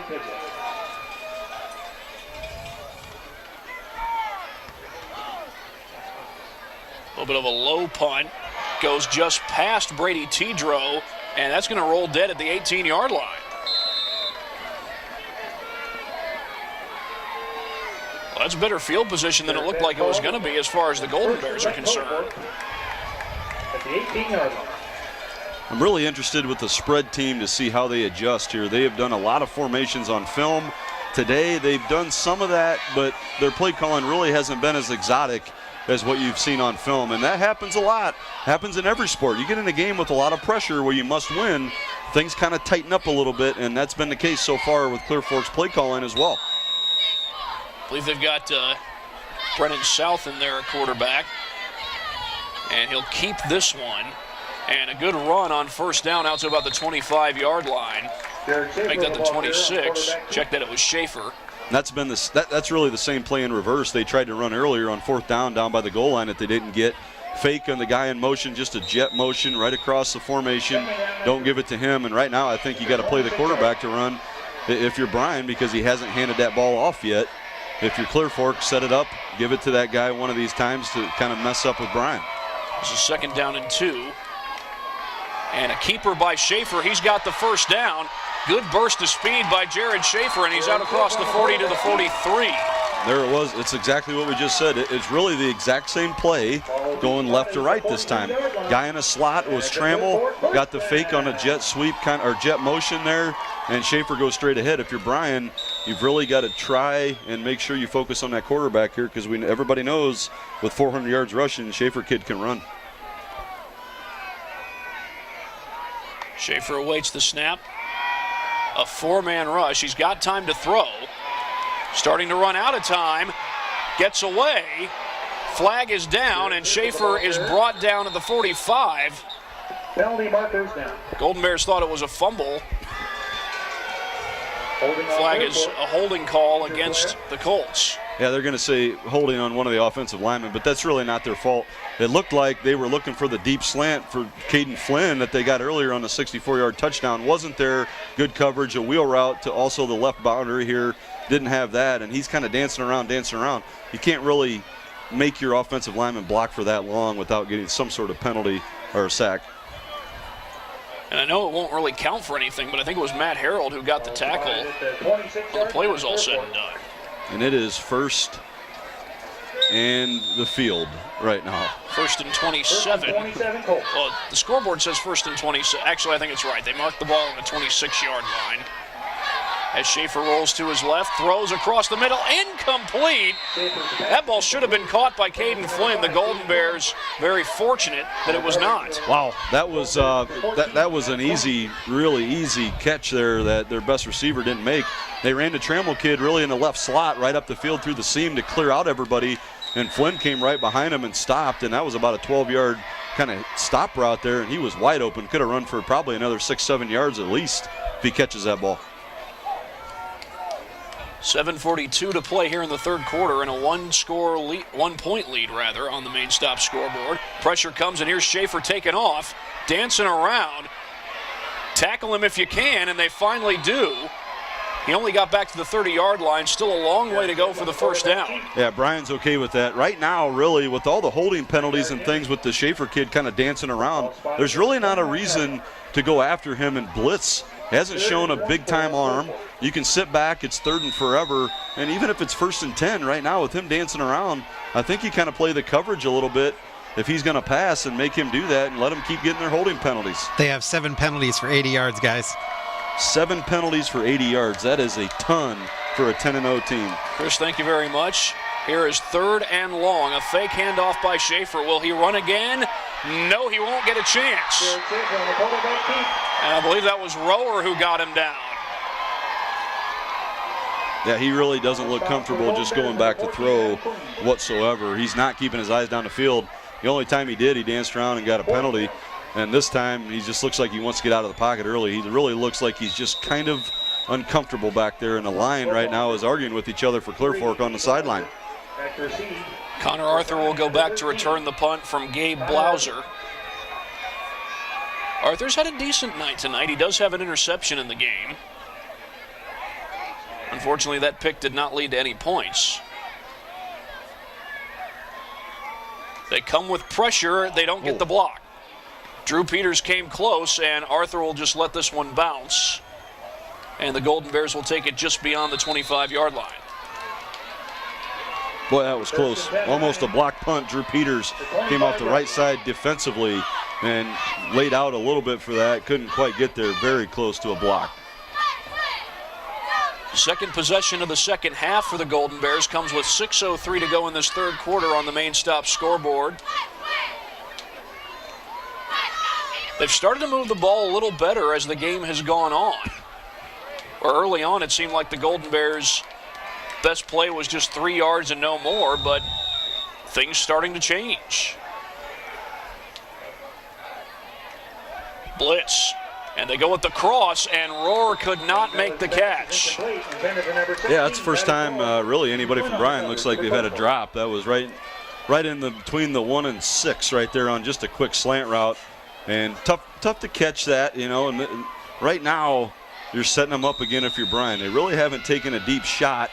They haven't given the ball to Drew Peters here a lot lately either. So they have a lot of options right now if you're Bryan's offense to try and mix it up. They haven't tried to run between the tackles very much, and when they've tried to run outside the tackles, at least early on, that wasn't working. Blitz again. Here's Miller going downfield, and that's too high and nearly picked off. Well, I know Titus Rohr is 6'6", but there are some heights even he can't jump. Yeah, I think that I don't know if that was a miscommunication or just confusion or what it was. It looked like kind of a post route. And he did it really shallow, and he threw it over his head. I don't foresee Nate missing one that bad on just a normal throw. I mean, he was open, and that probably should have been picked off. It looked like another kind of fake on the other side for Bryan. They had 4 receivers on the other side. They like doing that, putting Titus one-on-one on the other side and going to him. So here's 3rd and 10 for the Golden Bears as they try to avoid a 3-and-out. Miller looking around, in trouble, and he's just going to lob to the sideline and incomplete. Well, even if Austin Dean makes the catch, I'm not sure he comes down with that in bounds. Yeah, that was a really good job defensively there by Clear Fork. They are shifting their line numbers up front. There's times they'll send 3. When they have 4 up there, they're really shifting them at the last minute and pinching and try and get into those gaps at the last second to mess with the offensive lineman of Bryan, and then all of a sudden they'll bring over a slot linebacker to blitz, and they'll send the middle linebacker all the way to the flats. So they are doing a lot of different things to try and mess with Nate Miller and the offensive line right now. Here's Titus Rohr to punt it away. And that one angled off the side of his foot, and that is going to give the Colts very good field position. That was Zach Holmerick who caught that right on the sideline in plus territory. Yeah, that's one of the few bad punts that I've probably seen from Titus Rohr. Usually they are very good and very consistent. That time it was maybe 12, 13-yard punt off the side of his foot. And they're going to get the ball all the way at Bryan's 44, I believe. That's exactly where they're going to spot it. With 5:40 to go in the third quarter on the main stop scoreboard. It's 7-6 Clear Fork. This is a big moment right here to try and keep them off the board. Brennan South is back in at quarterback. We knew Clear Fork was going to use both their quarterbacks coming into this game. And South hands it off to Trammell, but Trammell is tied down behind the line. They're really Bryan's strategy here is really good. Try and knife through really low to not give him a straight gap to run through. Make him be shifty, which he's not as good at. And you can see he just doesn't look comfortable doing that. He's not getting the straight line runs like he has on film against other teams. Well, he's not playing those other teams. Bryan has been tested all year against some really good running teams in PH and Liberty, and that can pay off for him now. They fake the jet sweep, and South dances away from one tackler but gets tripped up. And that was Alex Potvin who chased him down.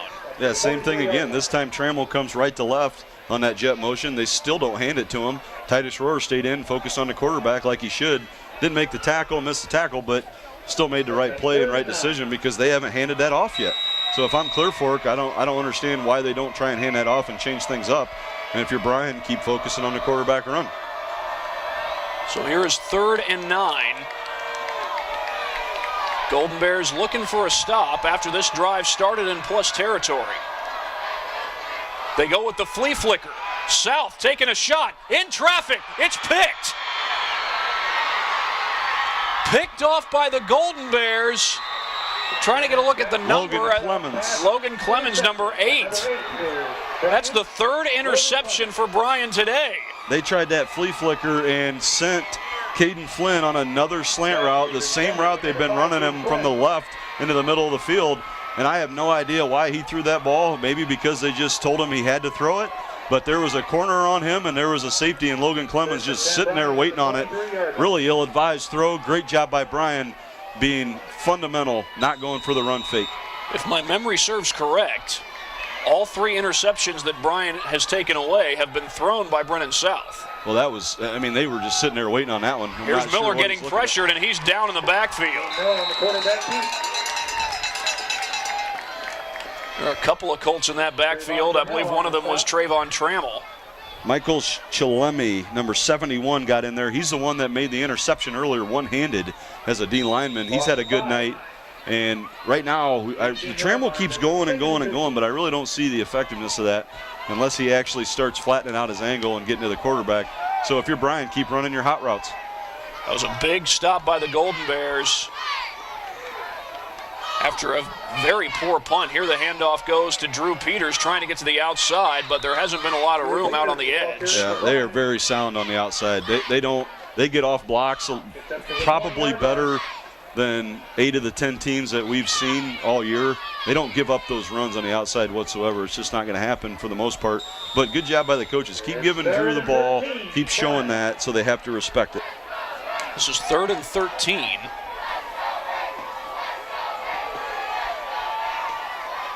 And it looks like a blitz coming from Clear Fork, and that's going to be a false start, I would imagine. Yep, it is. False start on Bryan. It's already 3 minutes to go in the third quarter. This thing is flying by, and 7-6 Clear Fork right now.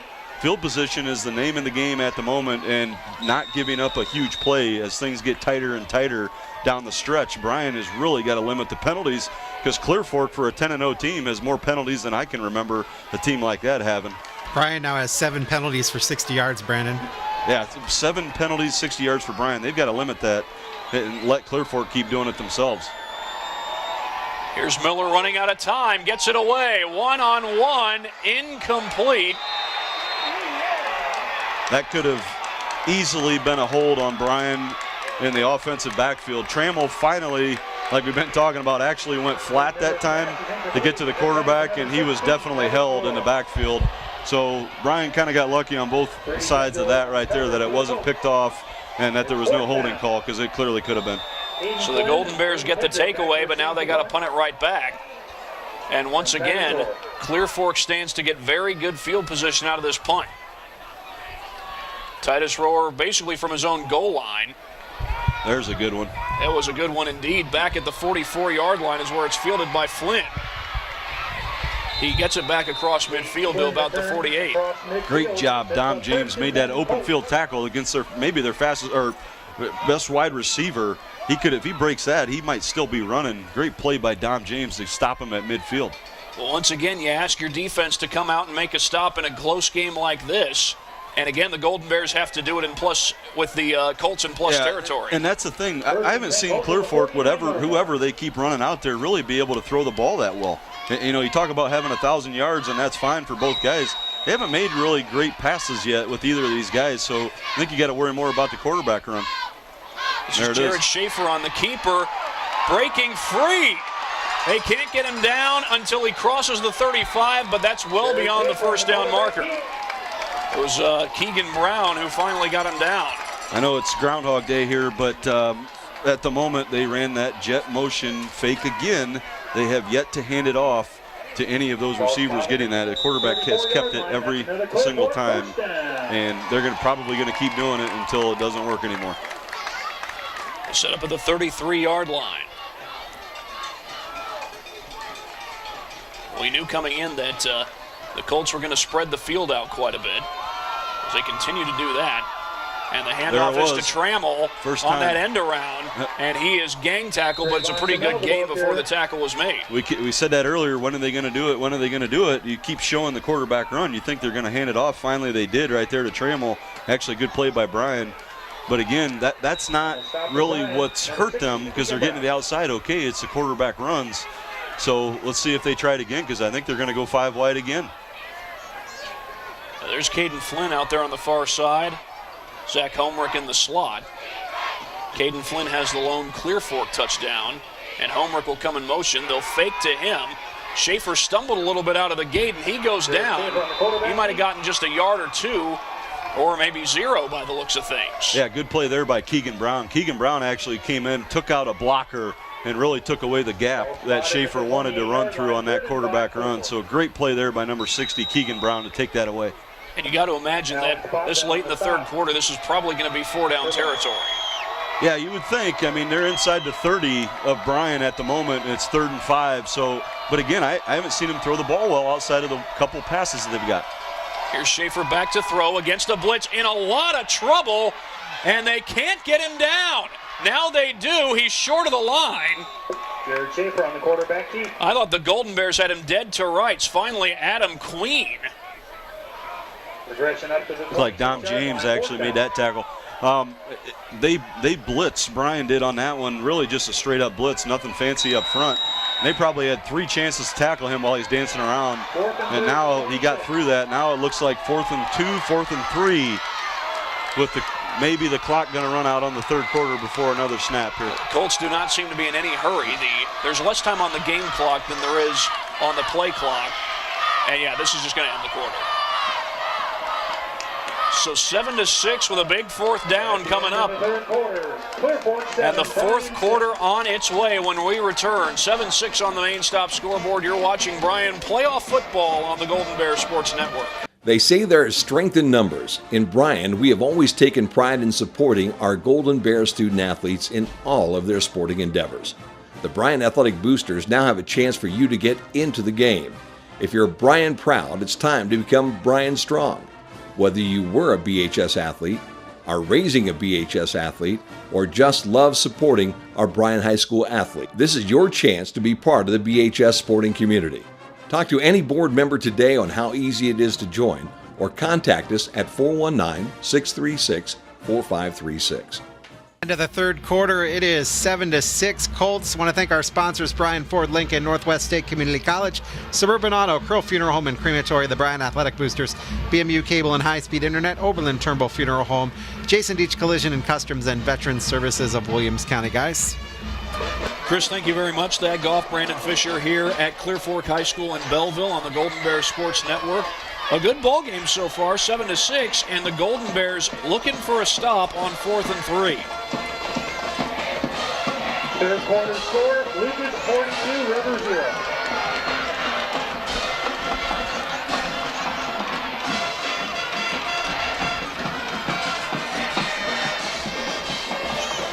Teams switch sides. The ball's at the 26-yard line in Bryan territory right now. Bryan's only touchdown coming on a 5-yard run by Nate Miller. The only touchdown for Clear Fork was a 64-yard touchdown pass from Jared Schaefer to Caden Flynn. Little jet motion again. They fake it, and Schaefer didn't get there. They stop him at the line, behind the line at that. Great job again, defensive line for Bryan. Looked like Matt Harrell got in there, and kind of a predictable play call there. Again, jet motion, fake, quarterback run. Great job, huge stop. Still a 1-point game, and now Bryan going right to left has the ball at the 27-yard line. Huge drive here. You want to see what they want to do, because right now a lot of the tunnel stuff is being taken away. Their screens and things, hitch routes and stuff's being taken away. What are you going to do here? Grant Redhead said coming in that he believes his guys can hang with the Clear Fork Colts, and so far they've hung with them. But one more quarter to go. Here's a pretty decent run by Peters out to the 31-yard line. Yeah, and they've been really good at getting him the ball tonight. Again, I know he's not getting big plays, but at the same time, you can't just have them all keen on Nate to run every single time. You got to give him the ball and make them respect it. That can open up runs for Nate later and the passing game as well. They'll spread the field here on 2nd down and 7. Need to get just beyond the 37-yard line for a first, and Nate Miller was drilled. Trayvon Trammell goes in on that tackle. Got a little help, looked like, from number 22, Jay Swainhart. Yeah, you can tell, looked like the coaches there telling him, like we talked about, he's got to get flatter instead of just running up the field. But if you can't think of this. It's hard to explain, but when they get set up as a D line, they are pinching at the last second right before the play to make sure they take away those middle runs. 3rd and long coming up for the Golden Bears. They've converted 1 first down here in this half. They fake the handoff. Miller pumps, running out of time. Now going to take off. And he was dead to rights. Seemed like as soon as he decided to take off there. Talk about an impressive kind of athletic kid. Number 71, Michael Chalemi, we've mentioned him before, the interception. He really just, as a D tackle, and a kid that is 265 pounds, just ran down Nate Miller, running to the left all the way to the boundary. Great play for him. And that was a complicated coverage there by Clear Fork. They're running man underneath with 3 guys over the top in cover 3 to not give up anything deep. 8 guys in coverage there. I believe that's the 2nd consecutive 3 and out for the Golden Bears offensively. Fielded on the run. And it's going to be returned by Caden Flynn into plus territory again. Out across the 40-yard line. Well, this defense, they've been asked a lot of them so far tonight. Can they get another stop? Yeah, it's hard to explain what Caden Flynn just did. He came up and took that ball. That is a hard catch to make. That ball was kind of knuckling down. He ran up full speed, caught it really at his knees, and just kept going where the Bryan players didn't really know what happened yet because the kick was so low. Great play by number 5 there. That's not easy to do, that kind of hand-eye coordination at full speed. Well, Brennan South is back in at quarterback as the quarterback shuffle continues. We knew that Clear Fork was going to do that. They've got 2 quarterbacks with over 1,000 yards passing on the year. And South with a quick release to the sideline. That's caught. And battling his way out of bounds is A.J. Bluebaugh, the first time we've called his name tonight. That's the first time I've seen them really adjust. They just ran a simple stop route that time. I think if you're Clear Fork, you got to do something different. The quarterback runs with Schaefer are not working well, and you got to get somebody in there that can throw the ball. Brennan South is their passer. Right there, it was simple instead of trying to throw deep or nothing at all. And Jared Schaefer is the better runner out of the 2. He ran for over 400 yards on the season. Tried to get South involved in the running game, but hasn't been quite as effective. Quick hitter again to the same guy. That's Bluebaugh battling his way inside the 20. Yeah, it's really the same play. Just a hitch route, about 5-6 yards. And that's a good adjustment if you're going against zone coverage right there. Just get up the field in a gap, stop and get the ball thrown out quicker because they could tell the line from Bryan's defense is getting in there right there. Keegan Brown got in there very quickly. That's a normal 5-step drop. That's a sack. Colts already leading by a score of 7-6, trying to add to that lead. They'll empty the backfield here on first down. South in trouble. Gets it away, incomplete. Oh, he was pursued hard by Bryson Andrews. I think they keep trying to do some fakes and stuff like that has worked during the season, but Bryan's defensive line is being so aggressive and doing such a great job of getting penetration, they don't have time to do that. So Bryan is taking away a lot of their fakes and all the fancy stuff that they usually do to get guys open down the field. And it's good coverage as well, absolutely, but that D-line is really playing hard and taking away some things. Pretty much the same look as last time. Empty backfield and the Golden Bears show blitz. They go with the end around here to Trammell, trying to get to the outside. Still on his feet, cuts it upfield, and he might have enough for the first down. And it looks like he does. Like we said, at some point they're going to have to give him on that motion kind of handoff there, which they did. And this time, you know, when South comes in, he's more of a passer. He's not the runner, and they're going to hand it off. So they are following their tendency in this stuff right at the moment. Bryan, it's so tough to recognize that as a player when they're switching quarterbacks all the time. 7-6 the score. The difference in the game right now is a missed extra point. But the Colts trying to add to their lead. This time they fake it. South up the middle. And he's down short of the 10-yard line. Yeah, you can live with that. That time, same play, he just kept it, but he's not a great runner. And right now, the bigger story for Clear Fork, Trammell kid just came off the field. Looks like he's cramping up. Yeah, he was hobbling on the way to the field. Now they'll try to get him stretched out. Yeah, they're a lot different team with him not in the game with that kind of speed. So that's an advantage for Bryan right now if it's 2nd and goal at the moment. Clock is running, 9.5 to go. And this is 2nd down and goal from the 6. South rolling to his right, being chased, throws to the back of the end zone, incomplete. Big hit on the back end of that play. That might have been Clemens, I think, who got the hit. Either him or Potvin. Yeah, the ball probably still should have been caught. He went up and bobbled it. If he catches that clean and comes down, it's probably a touchdown. He was running right. The receivers broke their routes, went left, and he floated that to the back of the end zone, bobbled it. Great hit, though, by Logan Clemens to make sure he didn't come down with it the second time. This is 3rd and goal from the 6-yard line, and a timeout taken by the Colts.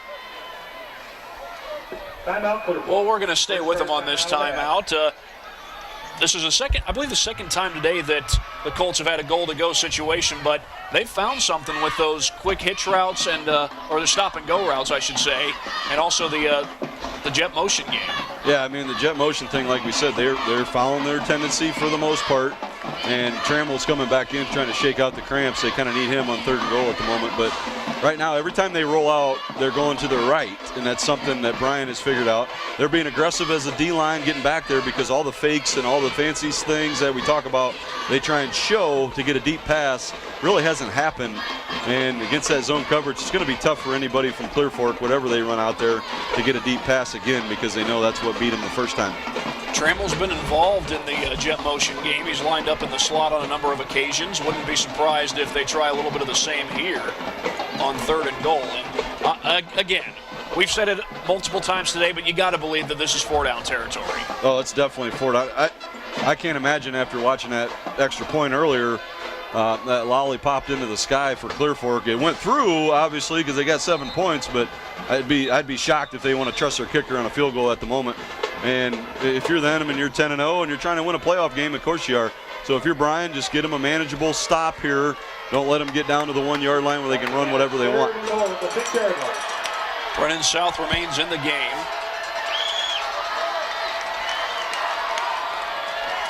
Been really in the game ever since this drive began. He gets the snap. Has time. To the end zone. In traffic. Incomplete. Flag down. Oh, if this is defensive pass interference, and it is, that is huge.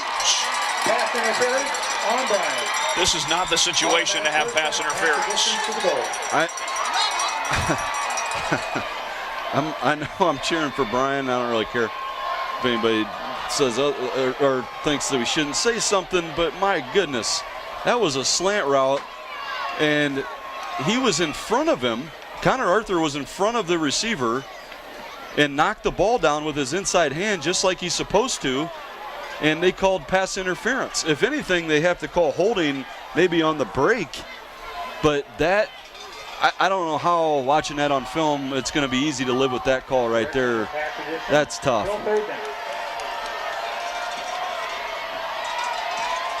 So this is going to be 1st and goal, a whole new set of down, or nope, still 3rd down. They replay 3rd down, 3rd and 3.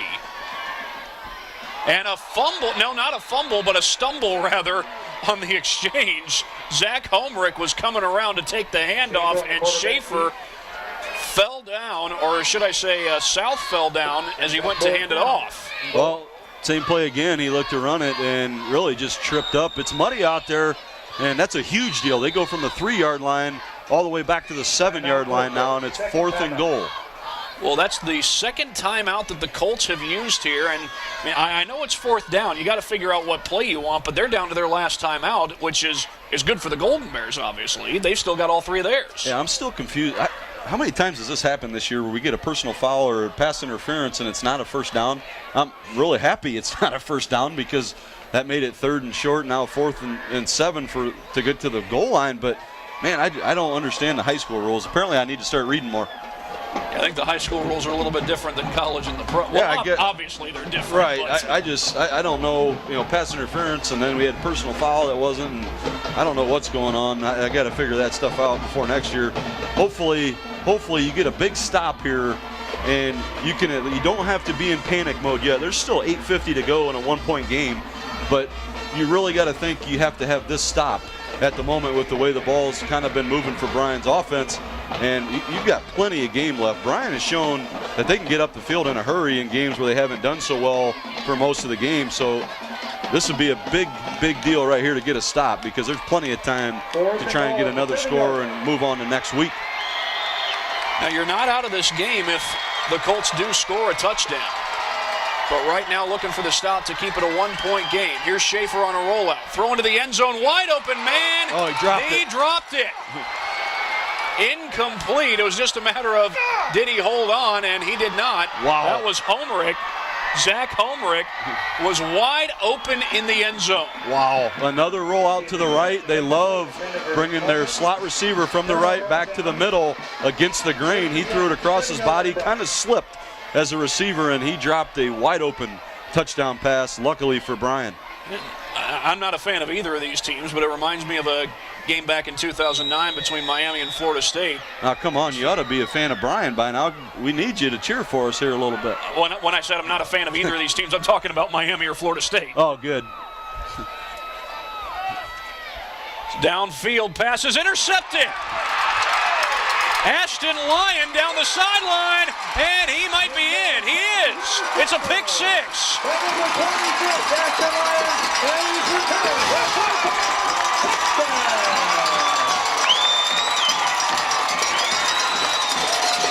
My goodness. They were trying to hit Rower across the middle. Yeah, really just a slant or a dig route there, trying to get him. And that time we've been talking about him shielding the defender with his body. Defender made a great play, really undercut that at the last second and made a really good catch, unfortunately, into the end zone. When they couldn't score on their own, on their offense, what a monster change in the game after that huge fourth down stop. So here's the extra point to try and make it an 8-point game. And that kick looked like it angled a little bit, but it's good. Well, Golden Bears aren't quite out of this game yet. It's still a one-possession game, but right after the stop and the turnover on downs, that has got to be it's obviously a big blow to the Golden Bears. You hope it doesn't completely shake their confidence. Yeah, you got to go out and kind of forget it if you're Nate Miller right now. He's a mentally tough kid, and he can go back out there, and you got to think we still got a one-possession game here. 14-6, you're down with 8.5 to go. That's plenty of time with the way they've scored quickly in different games like Archibald this year. So at the moment, they can absolutely do this. This game's not over. That was just a huge swing in momentum after you stop them on fourth down or, well, get the drop on fourth down. It's Golden Bear football on the Golden Bear Sports Network, BMU Channel 3, BryanSports.com, and WQCT Bryan. Chris, thank you very much. As the Golden Bears are about to get the ball back on the kickoff, and hopefully they can regroup.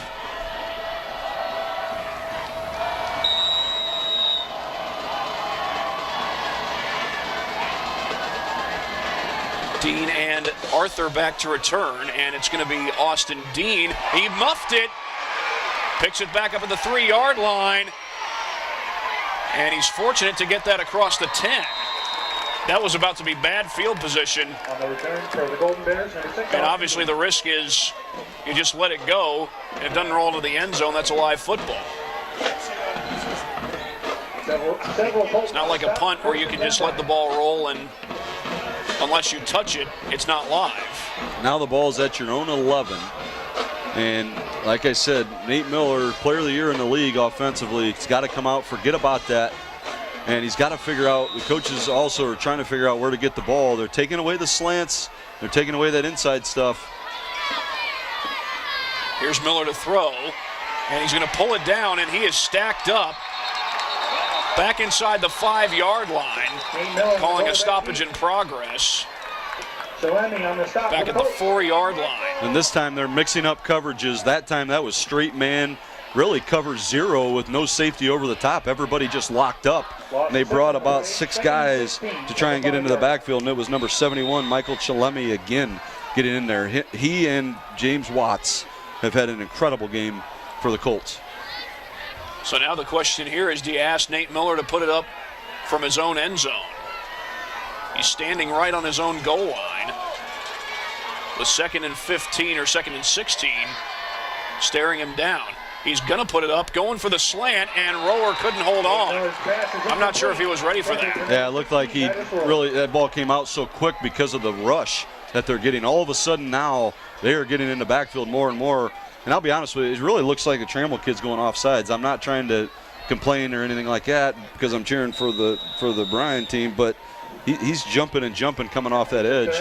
And at some point, you might have to come and chip him and maybe give some help because he has gotten better getting flatter down the line and causing some problems. And it looks like they're back in man coverage again. Now they're changing that up and bringing a safety over the top.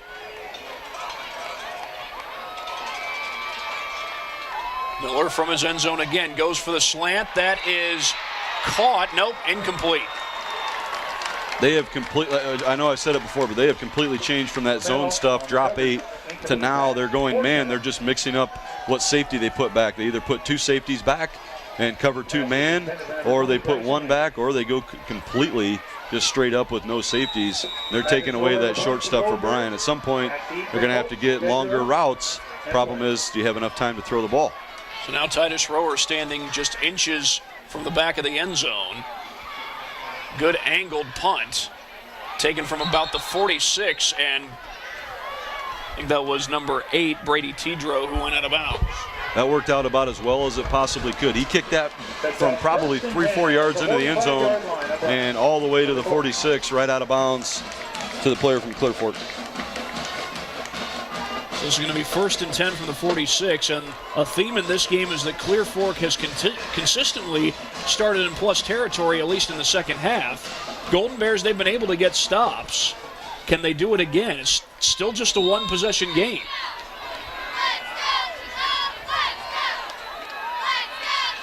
Handoff goes to Trammell, trying to run to the outside, has room. Picks up the first down and more. Across the 30 to about the 28. He kind of stumbled over his own blocker there. Yeah, I was going to say, really, the only guy who stopped him there was the fact that he ran into his own guy. And the thing you got to ask now, or they've bottled this up all game, is the defense getting tired. They've been on the field so much this entire game. All of a sudden, it looks like now Trammell's getting the outside, things like that. You can see a little bit of fatigue setting in, especially for a lot of kids that play both ways. Both defenses have been on the field quite a bit here in this second half, but the field position has gone the way of the Colts. And they fake the handoff. Here's Schaefer on a keeper, and he's brought down from behind inside the 25-yard line. A good run there on first down. Yeah, I don't think their quarterbacks have been really as much as advertised or what we thought about on the stat sheet. The Trammell kid really has. His speed is impressive. The 2 defensive players have probably been the best players for Clear Fork all night. And the Flynn kid has been pretty good. Had the big play, obviously. Other than that, really hasn't been a ton of what we thought we were going to get with a high-powered offense. You kind of wonder who they play and things like that. Best 2 players they have so far have been their defensive tackles. 2nd down and 6. Trammell in motion. Schaefer keeps it and doesn't get far. And there's Matt Harold, I believe. And on that tackle, a little bit of help from Carter Hoffman.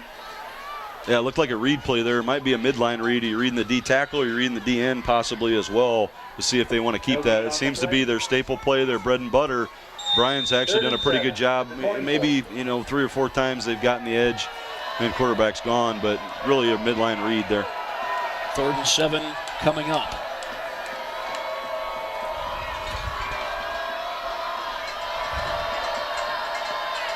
Trammell goes in motion, takes the handoff, dances upfield, lowers his head, and he's close to the first down. Yep, same exact play again, jet motion, just make a read, and now I'm pretty sure it's 4th and 1, and you got to think they're obviously going to go for it, the ball at the 20-yard line. Need to get to the 18 for the first down. Can the Golden Bears make another stop? 4th and 2. Had a good defensive effort for most of the night. And that's going to be the final timeout of the game for the Colts.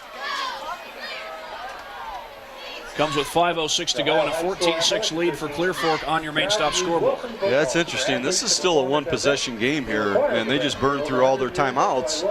If they don't get this, there's going to be about 5 minutes to go in a one-possession game with Bryan having the ball. They score to tie it. Now you got to get up and down the field, and they have no timeouts left. So it's interesting. They've already burned through those. Hopefully that'll come into play for Bryan if they can get a stop here. They've been good on fourth down situations so far today, but this is the, I believe, shortest fourth down distance that this Golden Bear defense has faced. I believe we've got some scores from Chris. Yep, it is Clearview over Highland. The winner of this game plays the winner of that game, 30-16. Van Wert is up 33-14, and Liberty Center's tied up with Miami East. Good game over there at Liberty Center. St. Mary's pounding Orange 48-6. Patrick Henry down 35-14. Edgerton won 36-zip. Liberty Center finished 9-1 on the regular season. But this is 4th and 2, empty backfield. Here's Schaefer looking to throw. Gets it away. And was that picked off? It doesn't really matter. It's incomplete. Would have been better field position had he not picked it off anyway. Yeah, they blitzed right there and looked like Matt Harold was trying to get rid of the ball, just make sure he didn't get hit and lose yardage, and jumped right up, knocked it out of the air. Another big play to keep them in the game. 5 minutes to go, and you're down 14-6. You've got plenty of time to get down there and get a score. Golden Bears would need a touchdown and a successful two-point try. They have all three of their timeouts. Blitz shown. Miller pulls it down, takes off and runs, and for a very short game. Well, it seems like when the Colts have blitzed, they've had more success getting to Nate Miller as opposed to just the three-man rush, which they were using early on in this game. Yeah, and we've talked about this too, where he's stepping up in the pocket and getting those yards. They are pinching at the very last second before the ball is snapped to try and take that stuff away. Right there, it worked again with another tackle after about a 2-yard run for 71, Michael Chalemi. He's had a heck of a game tonight, Chalemi. I know. I'm almost tired of saying his name already. Empty backfield for Miller. Blitz comes. Now pulls it down.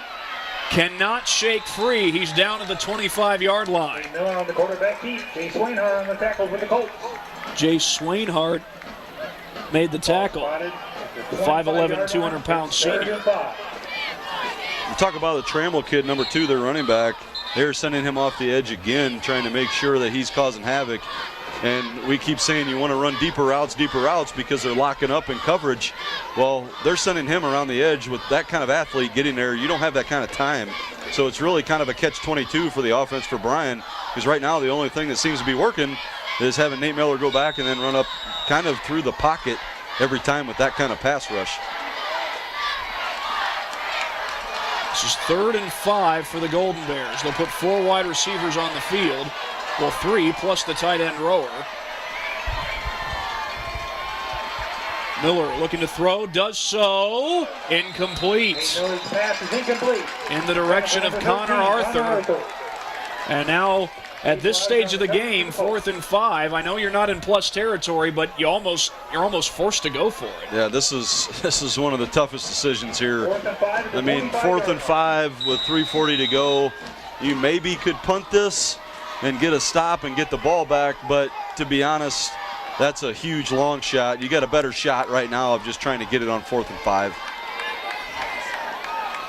That was not a bad throw by Nate Miller either. That was not an easy catch, but certainly a catchable ball. It was a low throw where it had to be. Miller gets blitzed. Going downfield, a lot of contact. No flag. They're looking for Bryson Andrews. And there's Connor Arthur saying, hey, where's the flag? That time it looked like they were sending a blitz, make sure he got rid of the ball quick, and Bryan's lineman tried to cut to make sure they couldn't get in there to give him some time. He had to get rid of that to the right quicker than what he wanted to, floated it just a little over the head of the Bryan receiver that time. Bryan does have all 3 of their timeouts. Well, here's what I'd be interested to see. If the Colts don't pick up a first down here, I wonder if they would be willing to try a field goal. that would make it a 2-score game. There's a fake handoff by Brennan South, and he's cut down from behind, and that's Matt Harold, I do believe. Keegan Brown, that's a great play there. He really held up his blocker. Again, that is another read play. If you're Clear Fork, you got to, if you're Bryan, you probably got to assume they're going to keep running this play where it's just a read. Let your quarterback make the decision, and right there, great job holding up the blocker by Keegan and making a tackle on the quarterback, and now they're going to let the clock bleed out. It's 2nd and 7, just over 3 minutes, and they're not going to snap that thing until probably under 5 seconds on the play clock. And right now there's 8 on the play clock. There's the snap to Jared Schaefer.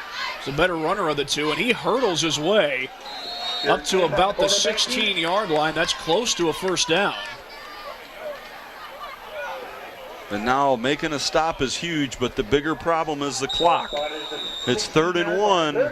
They can run this down all the way to about 2:20 to see if they want to even snap it that early and just run the clock out and really let that thing bleed out even if it goes to 4th down. Golden Bears still have all 3 of their timeouts. Doesn't look like they're going to use it on 3rd and 1. And straight up the middle goes Schaefer. He's got the first down and more. He goes down short of the goal line. Mark him down at the 1. He almost put this game to bed. He might have put this game to bed. Yeah, you can see the fatigue right now in the Bryan players. They're still in the right spots, but it's just harder to get off blocks when you've been on the field that long. And right now it's taking its toll. Now it's at the 2-yard line and only 2 minutes to go. Obviously, if they score here, it'll be game over. Empty backfield again. Go with a jet motion here and a handoff and a touchdown for Brady Tidrow. Brady Tidrow into the end zone. Touchdown. And that pretty much puts things to rest. 1:49 to go, and Clear Fork is up 20-6 on the main stop scoreboard.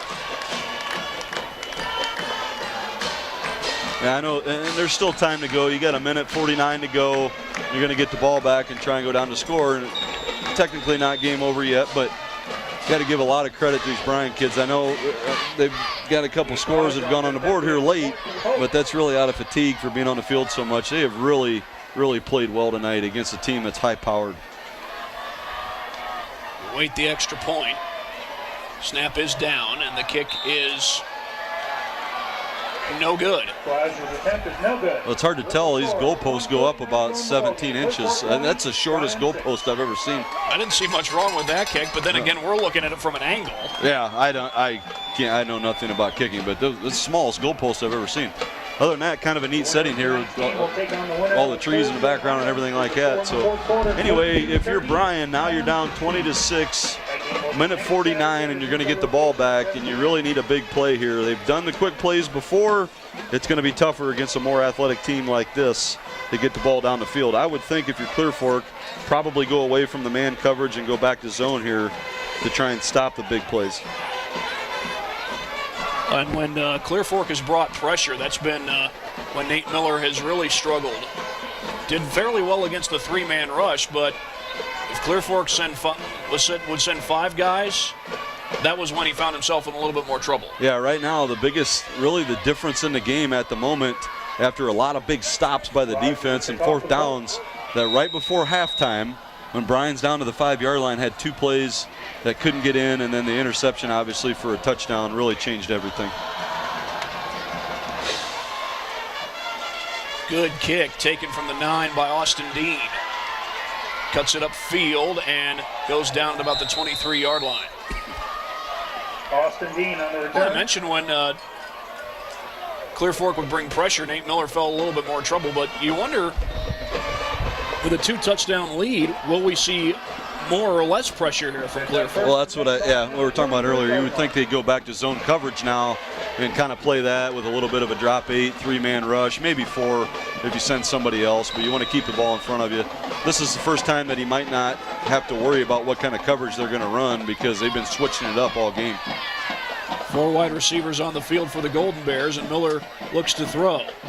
Wants to take a shot, Has a man down there, but two defenders down there as well, as that's picked off. And I believe that was Trammell. Intercepted. Yeah, it looks like it is Trayvon Trammell. Nope. Number 3, Gabe Blauser. Yeah, that was the zone coverage, drop 8, we kind of thought, and looked like double coverage there, trying to get it to Bryson Andrews up the seam. Ball was tipped in the air, intercepted, and that'll probably do it. You would think you take a knee, maybe a run play or two, and that would be the end of the season, unfortunately, for the Golden Bears. It may be moot point, but the Golden Bears do still have all 3 of their timeouts. Correct. Yeah. You're right. They're gonna. Yeah. They'd have to run the ball, and they could still use those. Absolutely. Can't say enough about how well this defense played tonight against this kind of offense. Hand it off to Trammell, trying to pick his way, and he loses his footing a bit. The ball carrier.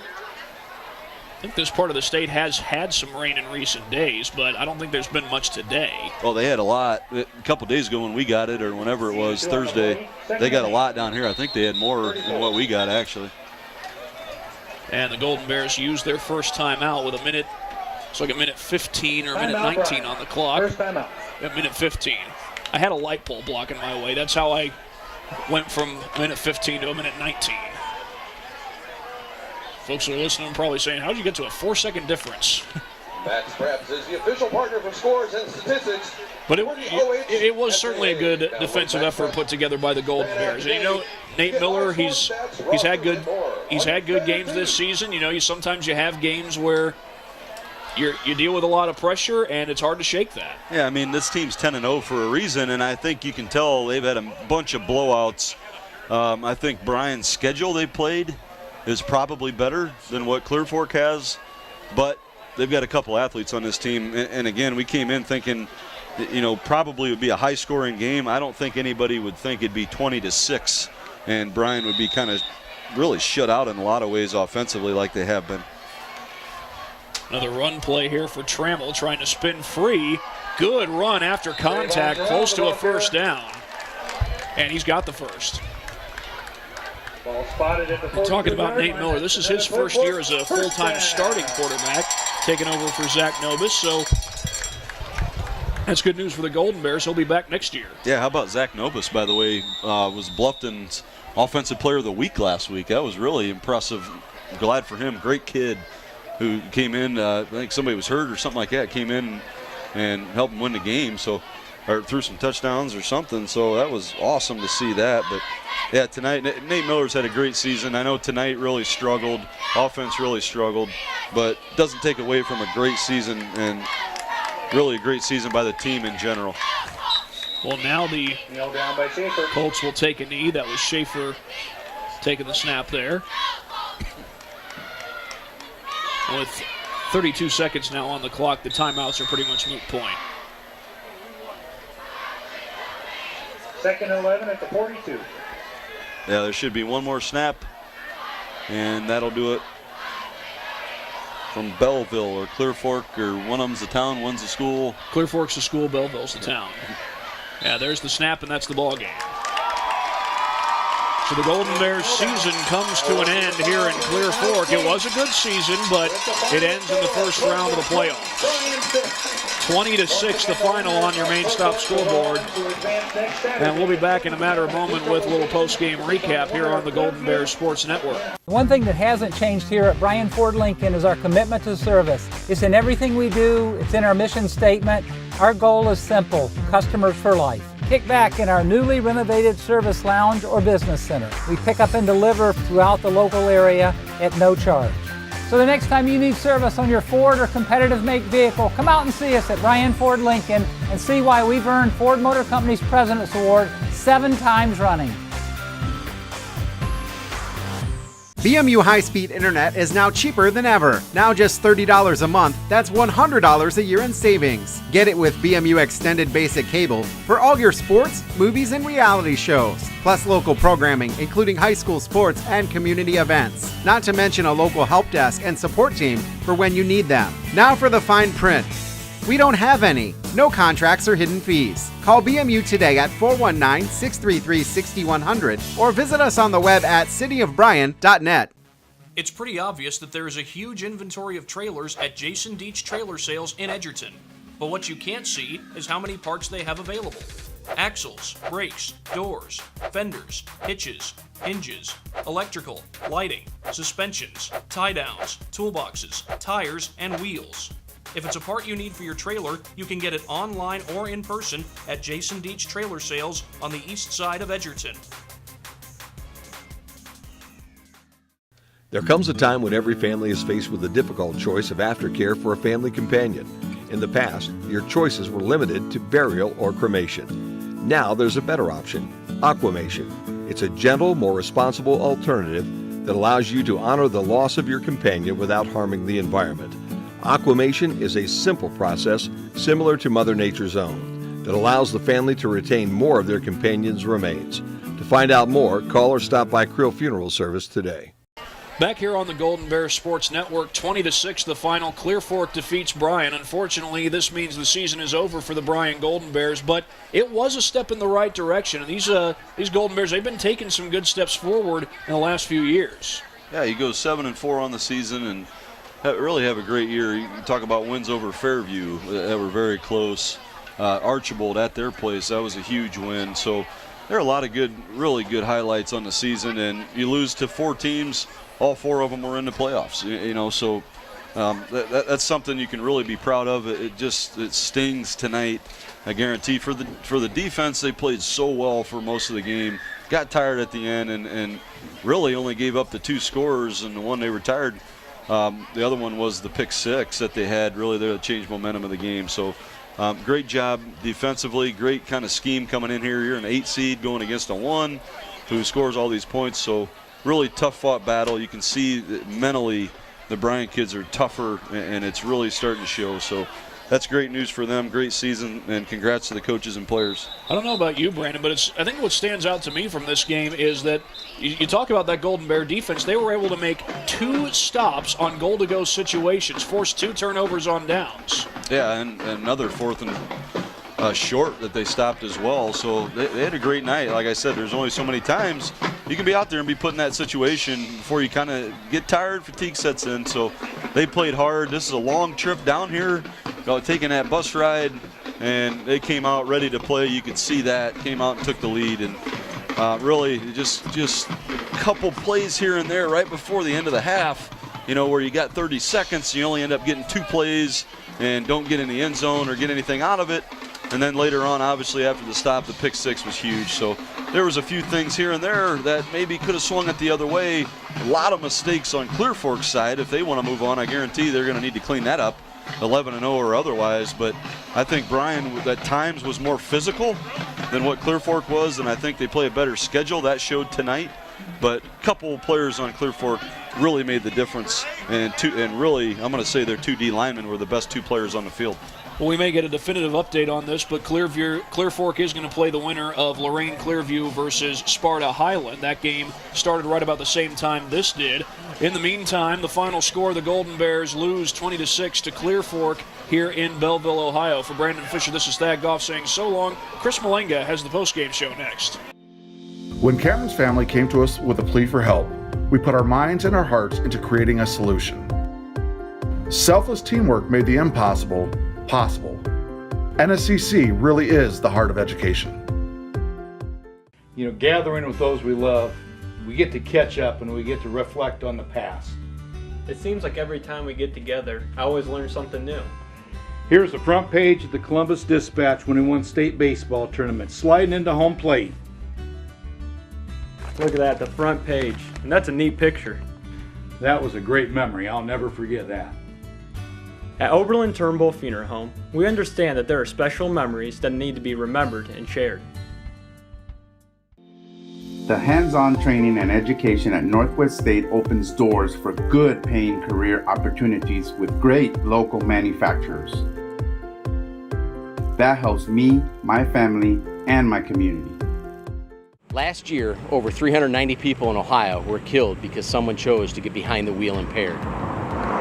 This is Lieutenant Bob Ashenfelder of the Ohio State Highway Patrol's Defiance Post. As part of the patrol's ongoing effort to contribute to a safer Ohio, Troopers will continue an increased focus on impaired driving arrests in 2018. But we can't fight this battle on our own. We need your commitment to plan ahead by designating a sober driver or call for a ride. If you drink, don't drive. Back out on the Golden Bears Sports Network, your final score here from Clear Fork. It is 20-6. The Bears go down to defeat. Let's take a look at some final stats. First downs, Bryan had 9, 4 by the pass, 3 by the rush, 2 by the penalty. Clear Fork had 13 first downs, 2 by the pass, 10 by the rush, 1 by penalty. Bryan was 4 of 15 on third down and 1 of 2 on fourth down. Clear Fork just 1 of 7 on third down, 0 of 2 on fourth down. Total yards, Bears 126, Clear Fork 252. Both teams had exactly 83 yards passing. Bryan was 12 of 30, Nate Miller 83 yards, and Clear Fork between Jared Schaefer and Brennan South, they were 5 of 17 for 83 yards. Bryan only had 43 yards rushing on 28 carries. Clear Fork 169 yards rushing on 40 carries. Bryan was penalized 8 times for 63 yards. Clear Fork 7 times for 80 yards of penalty. Each team turned the ball over 3 times. Each team threw 3 interceptions, and that's kind of how things ended up here from Clear Fork. Look at some individual statistics. Again, Nate Miller, 12 of 30. For his long pass was 31. He had 3 interceptions. Drew Peters, 8 carries for 22 yards, a long of 11. Nate Miller, 19 carries, 18 yards, a long of 14, and a touchdown. Bryson Andrews, 1 carry for 3 yards. Adam Fireover caught a ball for 5 yards. Austin Dean, 1 for 1. Drew Peters, 2 catches for -3 yards. Titus Rohr, 4 carries for 4 receptions for 52 yards. His long was 31. Bryson Andrews, 3 receptions for 23 yards, a long of 11. Dom James caught 1 ball for 5 yards. For Clear Fork passing, Jared Schaefer was 2 of 8 for 66 yards and a touchdown, 64 yards. Brennan South, 3 passing attempts, 3 conversions for 9 attempts, 17 yards. Trayvon Trammell had 15 carries for 87 yards, a long of 18. Jared Schaefer had 17 carries for 79 yards. Brennan South, 5 carries for 5 yards. Trammell caught 1 ball for 2 yards. Caden Flynn caught 2 for 64. That was a 64-yard touchdown there. And A.J. Blueball late in the game caught 2 balls for 17 yards. Taking a look at the scoring, it got opened up in the first quarter of play. The Golden Bears had traded 2 punts apiece with Clear Fork, and then on the third drive, Clear Fork threw a pick. The Bears got it on the 21-yard line of Clear Fork. They went 7 plays in 2 minutes 59 seconds, and was capped off by Nate Miller's 5-yard touchdown play to make it 6-0 after the extra point from Chandler Jackson was no good. Clear Fork picked up its first touchdown. They threw 2 more picks, but picked up their touchdown with in the second quarter. They went 6 plays, 93 yards for the score in 3 minutes 18 seconds. They picked up a touchdown of 64 yards from Caden Flynn. Schaefer to Caden Flynn, making it 7-6. And then the Golden Bears picked up the Golden Bears then threw a pick 6 to make it 14-6. That was in the fourth quarter early. And then final at the end of the game, a 1-yard touchdown for Brady Tidrow. And that made it 20-6, and that's how Clear Fork ended the game. We're going to take a break, come back with some final scores from around the region after this on the Golden Bears Sports Network. Keeping children safe on Ohio school buses is a priority for the Ohio State Highway Patrol. This is Lieutenant Bob Aschenfelder of the Defiance Post. Safety on the roadway is a shared responsibility. Even though motorists are required to stop as a safety measure, children should always look both ways before crossing the street and remain alert to any sudden traffic changes. Together, we can make this a safe school year. For over 40 years, Bryan, Ohio has been home to the only import vehicle repair specialist in Northwest Ohio, Suburban Auto. Whether it's an Asian or European vehicle, Suburban has the knowledge and experience to keep your import or domestic car running strong. Do you have a hybrid vehicle that's acting up? Suburban is your one-stop hybrid repair shop. Don't be fooled by the one-size-fits-all repair shops. There is no substitute for experience. Come see the import repair pros, Suburban Auto. Come join us at the Williams County Veterans Memorial Building in Montpelier on Saturday, November 10th for the 3rd annual Williams County Veterans Ball. This is a black tie event that helps raise money for our local veterans who are still in need. Tickets are still available at the Williams County Veterans Service Office in Bryan. You won't want to miss this premier event. Join us for a night of great food and dancing. all while honoring the reason we're there, the veterans. The Williams County Veterans Ball. Be there. Tonight's broadcast of Golden Bear Sports is proudly streamed by BMU Cable and high-speed internet. BMU is your hometown local provider for digital HD cable and high-speed internet. Call BMU today at 419-633-6100 or visit us on the web at cityofbryan.net. Go Bears from all of us at BMU.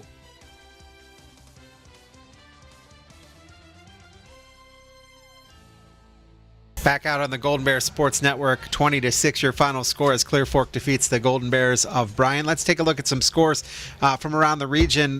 This is a final score, Edgerton over St. Paul in our WBNO broadcast game. That was 36-0. St. Mary's ended up beating Orange 48-13, so they will move on in the playoffs.